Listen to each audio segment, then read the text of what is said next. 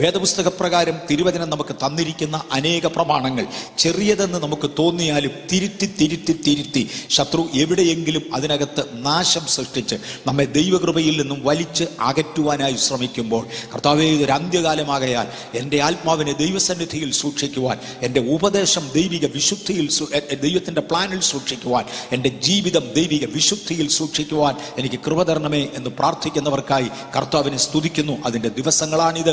അവർ മാത്രമേ നിത്യതയിൽ ചേർക്കപ്പെടുകയുള്ളൂ. ആവർത്തിച്ച് പറയട്ടെ, അവർ മാത്രമേ നിത്യതയിൽ ചേർക്കപ്പെടുകയുള്ളൂ. അതിനുവേണ്ടി നമുക്ക് അധ്വാനിക്കാം. അതാണ് കർത്താവിന് നമ്മെക്കുറിച്ചുള്ള ആഗ്രഹം. നമ്മുടെ ശുദ്ധീകരണം കർത്താവ് എന്നും താല്പര്യപ്പെടുന്നു. ഞാൻ ഇന്നലത്തെ വേദഭാഗം തുടരുവാനായി താല്പര്യപ്പെടുന്നു. സഖരിയാവിൻ്റെ പ്രവചനത്തിൽ നിന്ന് 3-ാമത്തെ അധ്യായത്തിൽ നിന്ന് അതിൻ്റെ 2-3 വാക്യങ്ങൾ ചേർത്തുകൊണ്ടാണ് നമ്മൾ ആരംഭിച്ചത്. ഇവൻ തീയിൽ നിന്നും വലിച്ചെടുക്കപ്പെട്ട കൊള്ളിയല്ലോ എന്ന് യോശുവ മഹാപുരോഹിതനെ കുറിച്ച് പറയുന്നതാണ്. അവിടെ നമ്മൾ കാണുന്നത് ദൈവസന്നിധിയിൽ സാത്താൻ വരികയും ദൈവസന്നിധിയിൽ വെച്ച് സാത്താൻ പുരോഹിതനെ കുറ്റം പറയുകയും ചെയ്തു. യോശുവ മഹാപുരോഹിതനെ അപവാദം കുറ്റം പറയുകയും ചെയ്തു.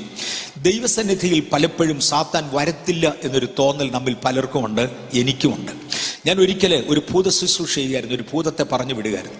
സാധാരണ ഒരു ഭൂതത്തോടും പോകുമെന്ന് പറഞ്ഞാൽ ഒരടിക്ക് അതും പോവുകയില്ല. അതുകൊണ്ട് പോകാതിരിക്കുമെന്നല്ല അതിൻ്റെ അർത്ഥം. എൻ്റെ സമയം കൂടെ കുറച്ച് കൊന്നിച്ച് ഇവൻ പോകത്തുള്ളൂ. പല പ്രാവശ്യം അവനോട് പറയേണ്ടി വരും, പിന്നെ ഇവൻ പോകത്തുള്ളൂ. അങ്ങനെയാ ഞാൻ അത്രയും മാത്രമേ പറയുന്നുള്ളൂ. ഏതായാലും ഞാൻ ഈ ഭൂതത്തോട് പറഞ്ഞു, വിട്ടുപോകാൻ പറഞ്ഞു അത് പോവില്ല. അങ്ങനെ കളിച്ചും ചിരിച്ചും കാര്യം പറഞ്ഞുമൊക്കെ നിൽക്കുക. ഭൂതങ്ങളെ സംസാരിക്കാൻ അനുവദിക്കാമോ എന്നൊരു ചോദ്യമുണ്ട്. അത് ശുശ്രൂഷിക്കുന്നവൻ തീരുമാനിക്കട്ടെ എന്ന് മാത്രമേ എൻ്റെ അഭിപ്രായമുള്ളൂ. യേശു ഭൂതങ്ങളെ സംസാരിക്കുവാൻ അനുവദിച്ചില്ല എന്ന് ചിലയിടത്ത് എഴുതിയിട്ടുണ്ട്. പക്ഷെ പലയിടത്തും സംസാരിക്കാൻ അനുവദിച്ചിരുന്നു, അവ സംസാരിച്ചിരുന്നു എന്ന് നമുക്കറിയാം.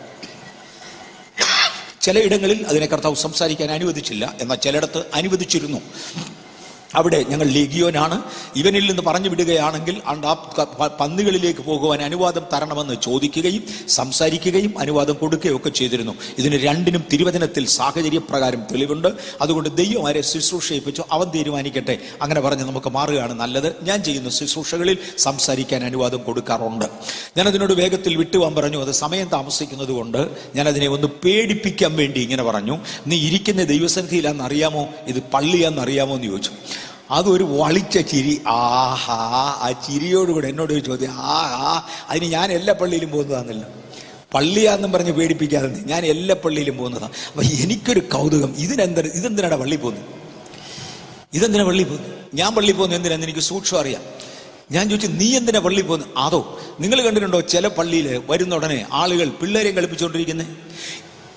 ഇവരാരും പിള്ളേരെ കളിപ്പിക്കാൻ വേണ്ടി വരുന്നവരല്ല. ഞാൻ ആവർത്തിച്ചത് പറയുന്നിടത്തെല്ലാം പറയാറുണ്ട്, മാതാപിതാക്കൾ അവരവരുടെ കുഞ്ഞുങ്ങളെ ശ്രദ്ധിക്കുന്ന കാര്യം അല്ല ഞാൻ പറഞ്ഞേ. അത് ശ്രദ്ധിക്കണം. അതിനുവേണ്ടി ആ ദൈവം നിങ്ങളുടെ ആ കുഞ്ഞിനെ തന്നത്. ആ കുഞ്ഞിനെ കൊണ്ട് വന്നാൽ അതിനെ ശ്രദ്ധിച്ചിരിക്കണം.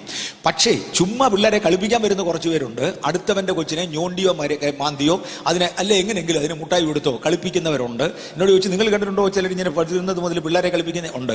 ഇവരാരും പിള്ളേരെ കളിപ്പിക്കാൻ പള്ളിയിൽ നിന്ന് വരുന്നവരല്ല. ഇവരാരാധിക്കാതിരിക്കാൻ ഞാൻ ഇവരെ കൊണ്ട് ഈ പണി ചെയ്യിക്കുക. അടുത്തത് നിങ്ങൾ കണ്ടിട്ടുണ്ടോ ചിലർ വന്നിരിക്കുന്നത് മുതൽ പടം വരയ്ക്കുന്നത്? ഈ എന്തെല്ലാം പടമായിരിക്കും ഓരോരുത്തർ വരച്ചത് ഞാൻ കണ്ടിട്ടുണ്ട്. ഞാൻ വരപ്പിക്കുന്നതാ. ഒടുവിലൊരു ചോദ്യം, കമ്മിറ്റി മീറ്റിങ്ങും ജനറൽ ബോഡിയും ഒക്കെ നടക്കുമ്പോൾ എഴുന്നേറ്റ് ഞാൻ പറഞ്ഞ് അടിക്കുന്നവരെ കണ്ടിട്ടുണ്ടോ? എൻ്റെ ഏജന്റാ. ഞാൻ എല്ലാ പള്ളിയിലും പോകാറുണ്ട്, എല്ലാ പള്ളിയിലും ഞാൻ പോകാറുണ്ട്.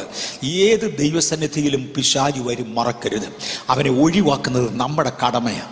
യോബിന്റെ പുസ്തകം വായിക്കുമ്പോൾ ഒരിക്കൽ ദൈവപുത്രന്മാർ ദൈവസന്നിധിയിൽ നിൽപ്പാൻ ചെന്നപ്പോൾ, വിശുദ്ധ ദൂതന്മാർ ദൈവസന്നിധിയിൽ നിൽക്കാൻ ചെന്നപ്പോൾ സാത്താനും ചെന്നു. എൻ്റെ അഭിപ്രായത്തിൽ ഒരു കർത്താവദാസൻ പറഞ്ഞ ആശയത്തിൽ നിന്നാണ് ഞാൻ നിൽക്കുന്നത്. വേറൊരാളിനെ കോപ്പി ചെയ്യുകയാണ്. അദ്ദേഹം ഇങ്ങനെ പറഞ്ഞു, ഹെബ്രിയേലിന് ഇത് പിശാചാണെന്ന് പിടികിട്ടിയിരുന്നേനെ അലച്ചു വിളിച്ചു ബഹളം വെച്ച്, കർത്താവെ തൊടല്ലേ ഇവനെ പിശാചാണ് എന്ന് പറഞ്ഞ് ബഹളം വെച്ച് അവിടെ ഇരുന്നവരെ എല്ലാം വാൺ ചെയ്തതിനെ ഹെബ്രിയേൽ, അദ്ദേഹത്തിന്റെ ജോലി സംസാരിക്കുകയാണ്. ഹെബ്രിയേലിന് പിടികിട്ടിയില്ല. അതുകൊണ്ട് ഹെബ്രിയേൽ മിണ്ടാതെ നിന്നു. ദൈവപുത്രന്മാരെല്ലാം ദൈവസന്നിധിയിലുണ്ട്, ഹെബ്രിയേലുണ്ട്. കൂട്ടത്തിൽ മിടുക്കനായിട്ട് പിശാച് വന്ന് നിൽക്കുന്നു. ഹെബ്രിയേലിന് മനസ്സിലായില്ല. മീഖായേലിനോ പിടികിട്ടിയിരുന്നേ വെട്ടിയനെ. പക്ഷെ മീഖായേലിന് യാതൊരു പിടിയും കിട്ടിയില്ല. ഇവർക്കാർക്കും പിടികിട്ടാതെ പിശാച് വന്ന് അകത്ത് കയറും. അക്കാര്യം മറക്കരുത്. യഹോവയ്ക്ക് മാത്രം പിടികിട്ടി. മുഖത്തോട്ട് നോക്കി, ആഹാ, നീ എവിടെ നടാ വരുന്നേ? ഭൂമി എന്ന് വരിക. അപ്പൊ പിന്നെ നമ്മുടെ യോബിനെ നോക്കി വിചാരിക്കും വരുന്നല്ലേ. നീ എവിടെ പോയാൽ കുറ്റം പറയാൻ ഫസ്റ്റ് പാർട്ടി അതായിരിക്കും. ദൈവസന്നിധിയിൽ സാത്താൻ വരും. ദൈവസന്നിധിയിൽ ഒരിക്കൽ യോശുവ മഹാപുരോഹിതൻ വന്നു നിൽക്കുമ്പോൾ, ഞാൻ ഇന്നലെ പറഞ്ഞു യോശുവ മഹാപുരോഹിതൻ ആരാണ്? ഇസ്രായേലിന്റെ മഹാപുരോഹിതനാണ്. ബാബേലിലെ അടിമത്വത്തിൽ കിടക്കുന്ന ഇസ്രായേൽ ജനം ബാബേലിൽ നിന്ന് മടങ്ങി വരേണ്ട സമയമായി.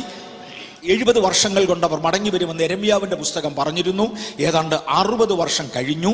ഇവരുടെ മടങ്ങിപ്പോക്കിന്റെ സമയമായി എന്ന് ദൈവത്തിന്റെ വചനത്തിന്റെ വെളിപ്പാട് ദാനിയേൽ പ്രവാചകന് നൽകി. ദാനിയേൽ പ്രവാചകൻ ജനത്തിന്റെ ഇടയിൽ പരസ്യപ്പെടുത്തി. അവരുടെ ഇടയിൽ ഉണർവാരംഭിച്ചു. അവർ സിയോൻ ഗീതങ്ങൾ എഴുതുവാൻ തുടങ്ങി. പാടുവാൻ അവർ കൊയറിനെ തെരഞ്ഞെടുത്തു.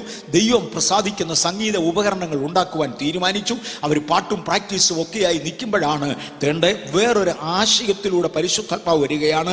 ദൈവിക യുദ്ധരംഗത്ത് ദൈവം ഉപയോഗിക്കുന്ന അതിപ്രധാന ഘടകങ്ങളിൽ ഒന്നാണ് പ്രവാചകന്മാർ, പ്രവചനം.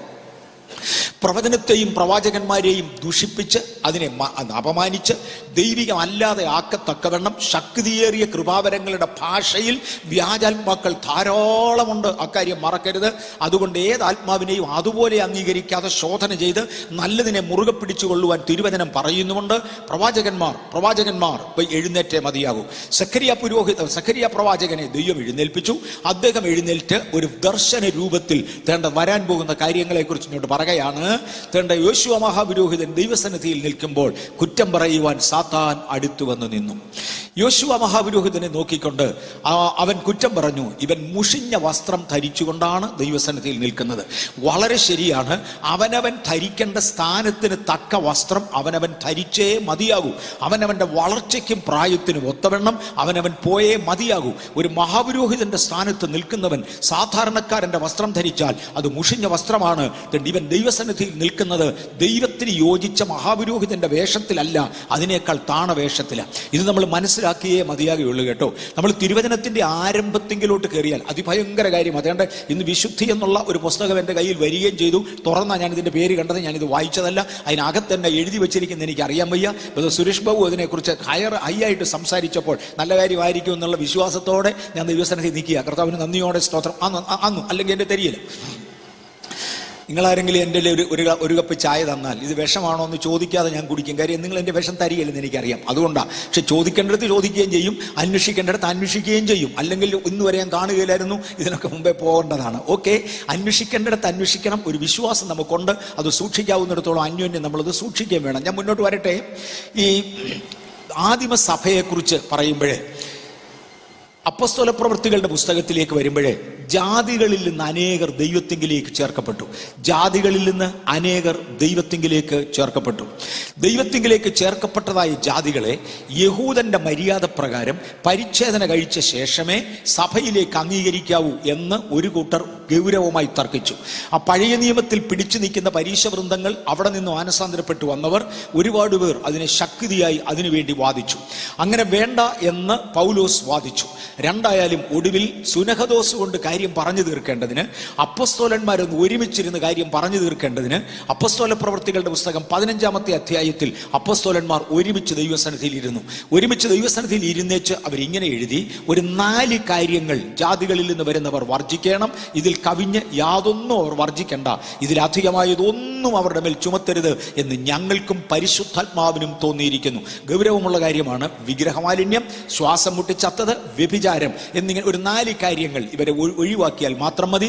ബാക്കി യാതൊരു കാര്യവും അവരുടെ മേൽ കെട്ടിയേൽപ്പിക്കരുത് എന്ന് പരിശുദ്ധാത്മാവ് വ്യക്തമായി പറയുന്നു. ബാക്കി എല്ലാം അവർക്കാകാം എന്ന് ആദ്യത്തിലൊരു വിധി വിധിച്ചു. തീർന്നില്ല കേട്ടോ. ഒരു ശകലം കഴിഞ്ഞപ്പോൾ, ഞാൻ കോൺട്രാസ്റ്റിലേക്ക് വരികയാണ്, ഒരു ശകലം കഴിഞ്ഞപ്പോൾ പൗലോസ് അപ്പോസ്തലൻ പരിശുദ്ധാത്മാവിൽ നിറഞ്ഞെഴുതി, പൊട്ടച്ചൊല്ല്, കളിവാക്ക്, ഇങ്ങനെ ചേർച്ചയല്ലാത്തതൊന്നും വരുന്നത്. പിന്നെ പണ്ട് എന്നാ പറഞ്ഞ മുക്കിയത് ഇങ്ങോട്ട് സ്നാനപ്പെടുത്തുന്ന സമയത്ത് എന്നാ പറഞ്ഞേച്ചാ സ്നാനപ്പെടുത്തിയത്? കേവലം 4 കാര്യങ്ങൾ ഒഴിവാക്കിയാൽ മതിയെന്നും പറഞ്ഞ് മുക്കിപ്പൊക്കി നിങ്ങളുടെ കൂടെ ചേർന്ന് കഴിഞ്ഞപ്പോൾ ഇപ്പോഴെന്താടോ അടുത്തത് പറയുന്നത്? പൗലോസ് വേറെടുത്ത് പറഞ്ഞു, മദ്യപാനി ദൈവരാജ്യം അവകാശമാക്കുകയില്ല. ഇടൂ, ആദ്യത്തെ പ്രാവശ്യം മദ്യപാനം പറയാതല്ല ഞങ്ങളെ സ്നാനപ്പെടുത്തിയത്. മോനെ, അത് സ്നാനപ്പെടുത്തുന്ന ലെവലാ, വളർന്ന ലെവലിനെ കുറിച്ച് അല്ലി പറയുന്നത്. വളരുന്നതിനനുസരിച്ച് ലെവൽ മാറിയേ മതിയാകത്തുള്ളൂ. ഞാൻ അതുകൊണ്ട് ഒരു കാര്യം കൂടെ ഒന്ന് ഓർപ്പിച്ചോട്ടെ. അപ്പോസ്തല പ്രവൃത്തികളുടെ പുസ്തകം 15-ാം അധ്യായത്തിൽ തന്നെ ഈ 4 കാര്യങ്ങൾ മാത്രം നിങ്ങൾ നിങ്ങളോട് പറഞ്ഞാൽ മതിയെന്ന് ഞങ്ങൾക്കും പരിശുദ്ധാത്മാവിനും തോന്നിയിരിക്കുന്നു. ഇതിലധികമായതൊന്നും നിങ്ങളുടെ മേൽ ചുമത്തുന്നില്ല. ഇത് പറഞ്ഞിട്ട് അടുത്ത പദം എന്നാന്നറിയാമോ? ആഴ്ചതോറും ന്യായപ്രമാണം പ്രസംഗിക്കുന്നവർ എല്ലാ പള്ളിയിലും ഉണ്ട്. അവർ ഈ പ്രസംഗിക്കുന്നത് കേട്ടുകൊണ്ടിരിക്കുക. ഇത്രയും കാര്യം അങ്ങോട്ട് ഇനീഷ്യലി ഇൻസിസ്റ്റ് ചെയ്ത് ഇത്രയും കാര്യത്തിന് ഇവരുടെ നിന്ന് ബോണ്ട് വാങ്ങിച്ചുകൊണ്ട് ഇവരെ സ്നാനപ്പെടുത്താവുള്ളൂ. ഇവർ സ്നാനപ്പെട്ട് കഴിഞ്ഞാൽ ഓരോ ആഴ്ചയിലും പോകുന്ന ആത്മീക ദേവാലയങ്ങളിൽ ന്യായപ്രമാണത്തിൽ നിന്നുള്ള പഠിപ്പിക്കലുകൾ എല്ലാ ശനിയാഴ്ചയും നടക്കുന്നുണ്ട്, എല്ലാ ആഴ്ചയിലും നടക്കുന്നുണ്ട്. ആഴ്ചതോറും ഇവർ ന്യായപ്രമാണം കേൾക്കുന്നവരാണ്. അവർ മാനസാന്തരപ്പെട്ടോളും. വളർച്ചയിൽ വേണ്ടതായ ഒരു വ്യത്യാസം വേണം. ഇപ്പോൾ മഹാപുരോഹിതൻ വന്ന് നിൽക്കുക, വേണ്ട വളർച്ചയില്ല എന്ന് വേറൊരു ഭാഷയിൽ, വേണ്ട വളർച്ചയില്ല. ഞാൻ വളർച്ചയെക്കുറിച്ച് രണ്ടാമതൊരു കൊച്ചുദാഹരണം പറയാൻ പോവുക. എൻ്റെ ആദ്യത്തെ കൊച്ചുമോൻ ജനിച്ചപ്പോൾ, എൻ്റെ ദൈവം അദ്ദേഹത്തിൻ്റെയൊക്കെ അടുക്കൽ വരാറുണ്ട്, സംസാരിക്കാറുണ്ട്. എൻ്റെ ആദ്യത്തെ കൊച്ചുമോൻ ജനിച്ചപ്പോൾ, എൻ്റെ കൊച്ചുമോന് 18 വയസ്സാകാൻ പോവാണ്. അവൻ ജനിച്ചപ്പോൾ എൻ്റെ ഭാര്യയുടെ ഒക്കെ സന്തോഷം എന്നായിരുന്നു അറിയാമോ? ഇപ്പോഴും അങ്ങനെ തന്നെയാണ്. ആ ഭയങ്കര സന്തോഷത്തിൽ ഇവനെ പൊക്കിക്കൊണ്ട് നടക്കും. അപ്പൻ്റെ അമ്മയുടെയും കൈ കൊടുക്കാതെ ഞങ്ങൾ ഇതിനെ കൊണ്ട് നടക്കുകയാണ്. ഇതിനിങ്ങനെ പൊക്കിക്കൊണ്ട് നടക്കുക. രാത്രിയും പകലും ഇവൻ കിടക്കുന്നത് ഞങ്ങളുടെ കൂടെയാണ്. അങ്ങനെ കൊച്ചുമോനെ കൊണ്ട് നടക്കുക. അപ്പോൾ ഒരു പ്രായമായപ്പോൾ ഇവന് വല്ലതും കഴിക്കണം. ഏതാണ്ട് 1.5 വയസ്സ് 1 വയസ്സ് കഴിഞ്ഞപ്പോൾ ഇവന് വല്ലതും കഴിക്കണം. അവൻ കഴിക്കണമെങ്കിൽ ഞങ്ങൾ കഴിക്കുന്ന മേശയുടെ മേളിൽ കയറിയിരുന്നില്ലേ അവൻ കഴിക്കുകയുള്ളൂ. പറ, മടിയിലിരുത്തി കൊടുത്താൽ തിന്നുകയില്ല. മേശപ്പുറത്തിരുന്ന് ഞങ്ങളുടെ പാത്രത്തിൽ നിന്ന് കൈയിട്ട് വാരി തിന്നണം. ഞാൻ പറഞ്ഞു, ഇത് ശല്യമായി തീരുമല്ലോ. കുഞ്ഞിനെ വളർത്തി ഒടുവിൽ വീട്ടിലൊരു വിരുന്നുകാരൻ വന്നു കഴിഞ്ഞാൽ സംഗതി വിശകുമല്ലോ. ഇവൻ മേശപ്പുറത്ത് വലിഞ്ഞു കയറുമല്ലോ. അതുകൊണ്ട് നമുക്കിത് വേണ്ട, ശരിയാകില്ല. ഇനി മേശപ്പുറത്തിരുന്ന് കഴിക്കുമെന്ന് മാത്രമല്ല, ചോറിങ്ങോട്ട് വാരിയല്ല നാട് മൊത്തം വെക്കും. അതങ്ങനെ 1.5 വയസ്സുള്ള പിള്ളേർ പിന്നെ അല്ലാതെ തന്നെ ചെയ്യാനാ. ഞാൻ വഴക്ക് പറഞ്ഞിട്ടുണ്ട് എൻ്റെ ഭാര്യയെ, ഇതിനെ മേശപ്പുറത്തൊന്നും എടുത്ത് കളാ, ഇതിൻ്റെ പുറത്ത് വിളിച്ചുകൊണ്ട് ജീവിക്കാൻ ഒക്കത്തില്ല, നമുക്കും കൂടെ ജീവിക്കേണ്ടതാണ്. ഞാൻ എവിടെയെങ്കിലും പോകാനായിട്ട് ഡ്രസ്സ് ചെയ്താൽ കുഞ്ഞുണ്ടെങ്കിൽ ഞാൻ അന്ന് കൊണ്ടുപോകാനുള്ള ഡ്രസ്സിലെടുത്ത് ഭക്ഷണം കഴിക്കത്തില്ല. കാര്യം ഇവൻ അതിൽ എറിഞ്ഞിരിക്കും നിശ്ചയം. ഇത് മാറി വെച്ച് എനിക്ക് പോകാനൊക്കത്തുള്ളൂ. ഞാൻ പറഞ്ഞു, ഇത് ശല്യമായി തീർന്നല്ലോ. അപ്പോൾ എൻ്റെ ഭാര്യ എന്നോട് തിരിച്ചു വരും, ചുമ്മാ ഇരിക്കും, കുഞ്ഞിനെ വഴക്ക് പറയാതെ. അവൻ കുറേ കളഞ്ഞാൽ ഞാൻ ക്ലീൻ ചെയ്തോളാം. അവൻ്റെ വയറ്റിലൊരു 4 വറ്റ് പോയാൽ അത്രയുമായി, അതത്രയും വേണം. അതുകൊണ്ട് കുഞ്ഞ് കളഞ്ഞാൽ ഒരു കുഴപ്പമില്ല. അത് 1.5 വയസ്സിലെ കാര്യമാണ് കേട്ടോ. ഒരു 5 വയസ്സായപ്പോഴത്തേക്ക് സംഗതി മാറി. കഴിക്കുന്നിടത്ത് എങ്ങാണം ഒരു ചോറ് വീണാൽ അമ്മച്ചി മോനെ വഴക്ക് പറയും, ഇട പറ്റുകയില്ല. അത് പണ്ടത്തെ കാര്യമാണ്. നിന്റെ 1.5 വയസ്സിലെ കാര്യം ഇപ്പം വളർന്നു. ഒരു 7 വയസ്സായപ്പോൾ ഇടയ്ക്ക് സ്പൂൺ ഉപയോഗിച്ച് ഭക്ഷണം കഴിക്കും. സ്പൂൺ എങ്ങാനും ചെന്ന് പ്ലേറ്റെ തട്ടി ശബ്ദം ഉണ്ടാക്കിയാൽ ഞങ്ങളെല്ലാം കൂടെ വഴക്ക് പറയും, എടാ സ്പൂൺ കൊണ്ട് കഴിക്കുന്നത് ഇങ്ങനല്ല, ഇതിട്ട് കിടുകിടെ അടിക്കാനല്ല, ഇത് ചൊവ്വേ കഴിക്കണം. നിങ്ങൾക്ക് മനസ്സിലായോ ഞാൻ പറഞ്ഞത്? വളർച്ചയ്ക്കനുസരിച്ച വ്യത്യാസം നമുക്ക് വന്നിരിക്കണം. എൻ്റെ ജീവിതത്തിൽ വളർച്ചയ്ക്കനുസരിച്ച വ്യത്യാസം വരുന്നില്ലെങ്കിൽ അതിന്റെ അർത്ഥം എവിടെയോ തകരാറ് കിടപ്പുണ്ട്. തന്റെ യോശുവ മഹാപുരോഹിതൻ ദൈവമുമ്പിൽ വന്ന് നിൽക്കുക, പക്ഷേ മുഷിഞ്ഞ വസ്ത്രം ധരിച്ചിരിക്കുക. ഇത് കുറ്റം പറയുന്ന പിശാച് അടുത്തു വന്നു. ഇവൻ വേണ്ട വളർച്ചയിൽ എത്തിയിട്ടില്ല. ഇത് ആരെ കുറിക്കുന്ന പദപ്രയോഗമാണ്? യഹൂദനെ കുറിക്കുന്ന പദപ്രയോഗമാണ്. ബാബേൽ ജീവിതത്തിൽ വസിക്കുന്ന അവർ പടിപടിയായി തകർന്നതും പടിപടിയായി അബദ്ധത്തിൽ പോയതും അവരുടെ സംസ്കാരങ്ങൾ മാറി ബാബിലോന്യ സംസ്കാരമായതും എല്ലാം ഞാൻ പറഞ്ഞു. അവരുടെ പാട്ട് മാറി, അവരുടെ ആരാധന ശൈലി മാറി, അവരുടെ വസ്ത്രധാരണം മാറി, അവരുടെ ഭാഷ മാറി, ഇതെല്ലാം മാറി. അവർ വേറൊരു ഭാഷയിലായി, വേറൊരു ശൈലിയിലായി. അവിടുന്ന് ഇവർ മടങ്ങി വരേണ്ടതിന് കൊയറുണ്ടാക്കി പാട്ടു തുടങ്ങി, ആ വാദ്യോപകരണങ്ങൾ കിന്നരങ്ങളാക്കി മാറ്റി. ഇത്രയും വ്യത്യാസമേ വന്നിട്ടുള്ളൂ. ഇപ്പോൾ ദൈവസന്നിധിയിൽ വന്ന് നിൽക്കുകയാണ്. സാത്താൻ കുറ്റം പറയാമെന്ന് വെച്ച് പറഞ്ഞ് ഇവരെ കൊണ്ടുപോകാൻ പറ്റത്തില്ല. ഇവൻ മുഷിഞ്ഞ വസ്ത്രം ധരിച്ചിരിക്കുന്നു. ദൈവത്തിന്റെ മറുപടി, സാത്താനെ, യഹോവ നിന്നെ ഭത്സിക്കുന്നു. യെരുശലേമിനെ തിരഞ്ഞെടുത്ത യഹോവ തന്നെ നിന്നെ ഭത്സിക്കുന്നു. ഞാൻ തിരഞ്ഞെടുത്ത എൻ്റെ തീരുമാനമാണ് ഇവനെ യെരുശലേമിൽ കൊണ്ടുപോകുന്നത്. ഞാൻ തീരുമാനിച്ചിരിക്കുന്ന എൻ്റെ നിർണയമാണ് ഈ സഭയെ തിരിച്ച് ഞാൻ യെരുശലേമിൽ പണിയുമെന്ന്. അതിന് വിരോധമായി കുറ്റം പറഞ്ഞ് നിർത്തുവാൻ നീ വന്നാൽ നിന്റെ കുറ്റപത്രം ഞാൻ കീറാൻ പോകാം. പിശാചേ, നീ കൊണ്ടുവരുന്ന കുറ്റപത്രം സത്യമാണ്. ഇവൻ മുഷിഞ്ഞ വസ്ത്രം തന്നെയാണ് ധരിച്ചിരിക്കുന്നത്. അതിനുവേണ്ടി സാക്ഷികളെ വിസ്തരിക്കേണ്ട കാര്യമില്ല. എനിക്ക് നഗ്ന കണ്ണുകൾ കൊണ്ട് കാണാം, നിനക്കും കാണാവുന്നതേ ഉള്ളൂ. നിൽക്കുന്നവർക്ക് മുഴുവനും കാണാം. ഇവൻ മുഷിഞ്ഞ വസ്ത്രം തന്നെയാണ് ധരിച്ചിരിക്കുന്നത്. പക്ഷേ ജഡ്ജ് എന്ന അധികാരത്തിൽ നിന്നുകൊണ്ട് നീ കൊണ്ടുവന്ന നിന്റെ അക്യൂസേഷൻ, നിന്റെ കുറ്റപത്രം ഞാനിവിടെ ക്യാൻസൽ ചെയ്യുകയാ, ഞാനിത് കീറുകയാ, ഞാൻ ഇവനെ അംഗീകരിക്കുകയാ. വേദപുസ്തകത്തിന്റെ ഭാഷയിൽ എനിക്ക് പ്രതികൂലവും വിരോധവുമായ കൈയെഴുത്ത് കാൽവറിയിൽ മായിച്ചു. എന്നെ തകർത്തുകൊണ്ടിരുന്ന ശത്രുവിന്റെ തലയെ യേശു കാൽവറിയിൽ തകർത്തു. എന്നിട്ട് എന്നോട് പറഞ്ഞു, നിന്നെ വിടുവിച്ചിരിക്കുന്നു, ഞാൻ നിന്നെ വീണ്ടെടുത്തിരിക്കുന്നു. സാത്താനെ, നിനക്ക് പോകാം. അവനെ പറഞ്ഞു വിട്ടു. ഞാൻ ദണ്ട് ഈ പുൾപ്പിറ്റിൻ്റെ തൊട്ടടുത്ത് നിൽക്കുക, ബൈബിൾ എൻ്റെ കൂടെ വെച്ചുകൊണ്ട് ഞാൻ പറയുക, യഹോവയായ ദൈവത്തിൻ്റെ സ്ഥാനം ഇതാണെന്ന് ഇരിക്കട്ടെ. എൻ്റെ ഇടത്തുവശത്തിരിക്കുന്ന ആ സ്പീക്കറിനെ ഞാൻ തൽക്കാലം സാത്താൻ എന്ന് വിളിക്കട്ടെ. എൻ്റെ എൻ്റെ നേരെ മുന്നിലിരിക്കുന്ന സ്പീക്കറിനെ ഞാൻ ദണ്ട് യോശുവ മഹാപുരോഹിതൻ എന്ന് വിളിക്കട്ടെ. യോശുവ മഹാപുരോഹിതൻ ദൈവത്തിൻ്റെ അടുത്ത് തന്നെ നിൽക്കുകയാണ്. സാത്താനും കുറ്റം പറയാമെന്ന് അടുക്കെ തന്നെ നിൽപ്പുണ്ട്. അങ്ങനെ അങ്ങ് പറഞ്ഞു വിട്ടു. ആദ്യമേ സാത്താന് നേരെ തിരിഞ്ഞു പറഞ്ഞു, പോടാ, ഞാൻ ഇവനെ തിരഞ്ഞെടുത്തതാകയാൽ, ഇസ്രായേലിനെ വിടുവിക്കുവാൻ തീരുമാനിച്ച ഞാൻ, യെരുശലേമിനെ തിരഞ്ഞെടുത്തിരിക്കുന്ന ഞാൻ നിന്നെ ഭത്സിക്കുന്നു. നിനക്ക് പോകാം, നിനക്കിവിടെ സ്ഥാനമില്ല. അവന് വിരോധവും പ്രതികൂലവുമായ കൈയെഴുത്ത് ഞാൻ ഇവിടെ മായ്ക്കുന്നു. അവനെ പറഞ്ഞു വിട്ടു. എന്നിട്ട് പൊക്കോ മോനെ എന്ന് യോശുവ പുരോഹിതനോട് പറയല്ലായിരുന്നു, മറക്കല്ല്. അദ്ദേഹത്തിന്റെ നേരെ തിരിഞ്ഞു. സഖരിയ പുസ്തകം ഒന്ന് വായിച്ചോണേ. യോശുവ മഹാപുരോഹിതന്റെ നേരെ തിരിഞ്ഞേച്ചു പറഞ്ഞു, ഇവന്റെ വൈക്കക്കൽ നിന്ന് ഈ വസ്ത്രം എടുത്തു മാറ്റ്. പിശാചിന്റെ കയ്യിൽ നിന്നും അവന്റെ അധീനതയിൽ നിന്ന് നിന്നെ വിടുവിച്ചത്. വേദപുസ്തകത്തിൽ ഇതിന് കൊടുത്തിരിക്കുന്ന പേര് ജസ്റ്റിഫിക്കേഷൻ എന്ന. ജസ്റ്റിഫിക്കേഷൻ. യേശുക്രിസ്തുവിന്റെ കാൽവറി മരണത്താൽ ഞാൻ ഇവനെ ജസ്റ്റിഫൈ ചെയ്തു, ഞാൻ ഇവനെ നീതീകരിച്ചു. പക്ഷെ നീതീകരണം കൊണ്ട് മാത്രം ഇവനെ അയക്കാൻ ഒക്കത്തില്ല, ഒരു വിശുദ്ധീകരണം നടന്നേ മതിയാകും. മനസ്സിലാകുന്നുണ്ടോ ഞാൻ ഈ പറഞ്ഞത്? വിശുദ്ധീകരണം നടക്കണമെങ്കിൽ അത് നീതീകരണത്തിൽ ഉൾപ്പെടുന്നില്ല. വിശുദ്ധീകരണത്തിന് വേണ്ടി ഞാൻ പ്രവർത്തിച്ചേ മതിയാകുള്ളൂ. വിശുദ്ധന്മാരുടെ നീതി പ്രവർത്തികൾ വെളിയിൽ വന്നെങ്കിൽ മാത്രമേ. അല്ലെന്നുണ്ടെങ്കിൽ നിങ്ങളുടെ രക്ഷയ്ക്ക് വേണ്ടി പ്രവർത്തിപ്പീൻ എന്ന് ഫിലിപ്പ് ലേഖനത്തിൽ എഴുതത്തില്ലായിരുന്നു. അതിനകത്ത് എഴുതി വെച്ചിരിക്കുന്നതിന്റെ കാരണം എൻ്റെ പ്രവൃത്തി കൊണ്ടാണ് ഞാൻ നീതീകരിക്കപ്പെടേണ്ടത്. ദൈവം എന്നെ നീതീകരിച്ചു, യേശുക്രിസ്തുവിന്റെ രക്തത്താൽ നീതീകരിച്ചു. അതിന്റെ അർത്ഥം എനിക്ക് പിന്നെയും കള്ളുകുടിക്കാമെന്നല്ല. ഞാൻ ഈ പഴയ നിയമത്തിലേക്ക് ഇറങ്ങിപ്പോയിക്കൊണ്ട് അനേക കാര്യങ്ങളെക്കുറിച്ച് പറയുവാൻ ഓർപ്പിക്കുന്നു. പഴയ നിയമത്തിൽ കൽപ്പനകൾ കൊടുത്തു, അതെല്ലാം കാൽവറി കൊണ്ട് മാറിപ്പോയി. ഇനിയും പഴയ നിയമത്തിന് ആവശ്യമില്ല എന്ന് ആരെങ്കിലും പറഞ്ഞാൽ എനിക്ക് തിരിച്ചൊരു ചോദ്യമുണ്ട്. അത് മാറിപ്പോയെങ്കിൽ ഇന്ന് കൊല ചെയ്യാമെന്നാണോ നിങ്ങൾ പറയുന്നതിൻ്റെ അർത്ഥം? കൊല ചെയ്യരുതെന്ന കൽപ്പന മാറിപ്പോയോ കാൽവറി കൊണ്ട്? വ്യഭിചാരം ചെയ്യരുതെന്ന കൽപ്പന മാറിപ്പോയോ കാൽവറി കൊണ്ട്? നിങ്ങൾ എന്താ ഈ മണ്ടത്തരം അർത്ഥമാക്കുന്നത്? പഴയ നിയമത്തിന്റെ കൽപ്പനകളിൽ പലതും മാറിയിട്ടില്ല. പഴയ നിയമത്തിന്റെ കൽപ്പനകളെ പലതായി തരംതിരിക്കാം. അതിൽ ഒരു വിഭാഗം ആരാധനകളെ കുറിക്കുന്നതാ. സാക്ഷാൽ ആരാധ്യനായ യേശു അന്നുവരെ ആടിനെ നിർത്തിക്കൊണ്ട്, കാളകളെ നിർത്തിക്കൊണ്ട്, അവയുടെ രക്തം ദേവാലയത്തിൽ ചൊരിഞ്ഞുകൊണ്ട് ജനത്തിന്റെ പാപത്തിന്റെ പരിഹാരമായി എന്ന് പറഞ്ഞ് വരുവാൻ പോകുന്ന കാൽവറിയാഗത്തിന്റെ റിഹേഴ്സൽ മാത്രം നടത്തിക്കൊണ്ടിരുന്ന കാലഘട്ടത്തിൽ നിന്ന് മാറി സാക്ഷാത്തായ യാഗം നടന്നതോടെ പഴയ റിഹേഴ്സലുകൾ മാറ്റിയിട്ട് സാക്ഷാത്തായതിലേക്ക് മാറാൻ പറഞ്ഞെങ്കിലും ആകാശവും ഭൂമിയും മാറിപ്പോയാലും മാറാത്തതായ ദൈവത്തിന്റെ വചനത്തിൽ നിന്ന് ഒരു വള്ളിയും പുള്ളിയും മാറാതെ അതനുസരിച്ച് മതിയാകെയുള്ളൂ. യോശുവ മഹാപുരോഹിത, അങ്ങയെ തൽക്കാലത്തേക്ക് നീതീകരിച്ചെങ്കിലും, യേശുവിന്റെ രക്തത്താൽ നീതീകരിച്ചെങ്കിലും, സാത്താനെ പറഞ്ഞു വിട്ടെങ്കിലും വിശുദ്ധീകരണം അങ്ങയുടെ വകയാണ്. ആകയാൽ ഈ മുഷിഞ്ഞ വസ്ത്രം ഇവങ്കിൽ നിന്ന് നീക്കിക്കളക. പകരം അവനെ ഒരു ഉത്സവ വസ്ത്രം ധരിപ്പിക്കുക. ഇന്നലെ എന്നെ വാക്യങ്ങൾ വായിച്ചതാ. പകരം അവനെ ഒരു ഉത്സവ വസ്ത്രം ധരിപ്പിക്കുക. ഞാൻ ഒന്ന് തൊട്ട് ഇന്നലെ ഒരു വസ്ത്രം മാറുന്നത് കിട്ടിയ വേറെന്തെങ്കിലും ഒരു വസ്ത്രം എടുത്തിടാനല്ല. ഒരു വസ്ത്രം മാറുന്നത് ഇടേണ്ട വസ്ത്രം ഇടിയിക്കേണ്ടതിനാ. ഞാൻ പണ്ടത്തേതുപോലെ ഒന്നും ഇപ്പൊ പോകുന്നില്ല കേട്ടോ. പഴയ ആരാധനകളിൽ പോകുന്നില്ല, ഞാൻ പഴയ സാഹചര്യങ്ങളിൽ നടക്കുന്നില്ല, പഴയതുപോലെ വർത്താനം പറയുന്നില്ല, പഴയതുപോലെ കള്ളു കുടിക്കുന്നില്ല. ഒക്കെ ശരിയാ.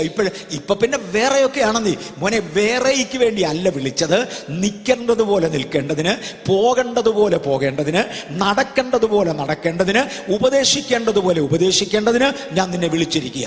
ഞാൻ ഇന്നലെ ഏറെക്കുറെ ഒന്ന് സൂചിപ്പിച്ചു. എഫെസ് ലേഖനം 6-ാമത്തെ അധ്യായ പ്രകാരം ഒടുവിൽ കർത്താവിനും അവന്റെ അമിതബലത്തിനും ശക്തിപ്പെടുവീൻ എന്ന് പറഞ്ഞുകൊണ്ട് ആത്മിക യുദ്ധത്തിന്റെ ആയുധങ്ങളിൽ ചിലതിനെ, അവിടെ പ്രധാനപ്പെട്ട പലതിനെയും അവിടെ വിശദീകരിച്ച ശേഷം അവിടെ എടുത്തു പറയുന്ന ഒന്ന്, ഒഫൻസീവ് വെപ്പണായി ശത്രുവിനെ വെട്ടുവാൻ ഉപയോഗിക്കേണ്ടതിനായി ഒരു വാള് കയ്യിലോട്ട് ഏൽപ്പിച്ചു.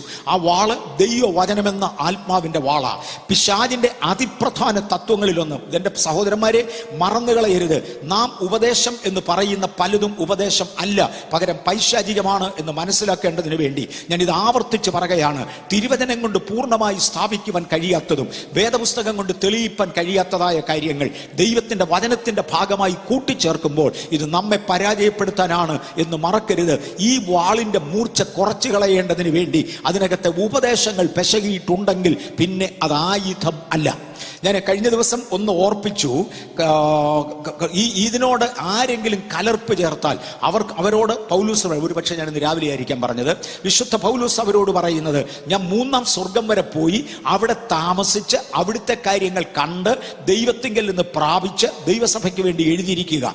നിങ്ങളിൽ ഒരാൾ ഉപദേഷ്ടാവെന്നോ, നിങ്ങളിൽ ഒരാൾ പ്രവാചകനെന്നോ, നിങ്ങളിൽ ഒരാൾ ഭക്തനെന്നോ നിങ്ങൾക്ക് തോന്നുന്നെങ്കിൽ നീ പറഞ്ഞത് കള്ളമാണ്, ഇതിൽ നിന്ന് വ്യത്യസ്തമാണ്. ഞാൻ പറഞ്ഞത് കർത്താവിന്റെ കൽപ്പനയാണെന്ന് ഓർത്തോട്ടെ. 1 കൊരിന്ത്യർ 14-ാം അധ്യായത്തിന്റെ ഒടുവിലത്തെ ഭാഗങ്ങളിൽ അദ്ദേഹം കൊടുത്തിരിക്കുകയാണ്. ഞാൻ പറയുന്നത് കർത്താവിന്റെ കൽപ്പനയാണെന്ന് ഓർത്തോട്ടെ. മോനെ തീമോത്തിയോസേ, ജീവനുള്ള ദൈവത്തിന്റെ സഭയാം ദേവാലയത്തിൽ നടക്കേണ്ടത് എങ്ങനെയെന്ന് നീ അറിയേണ്ടതിന് വേണ്ടി ഇതിനെ എഴുതിയിരിക്കുക.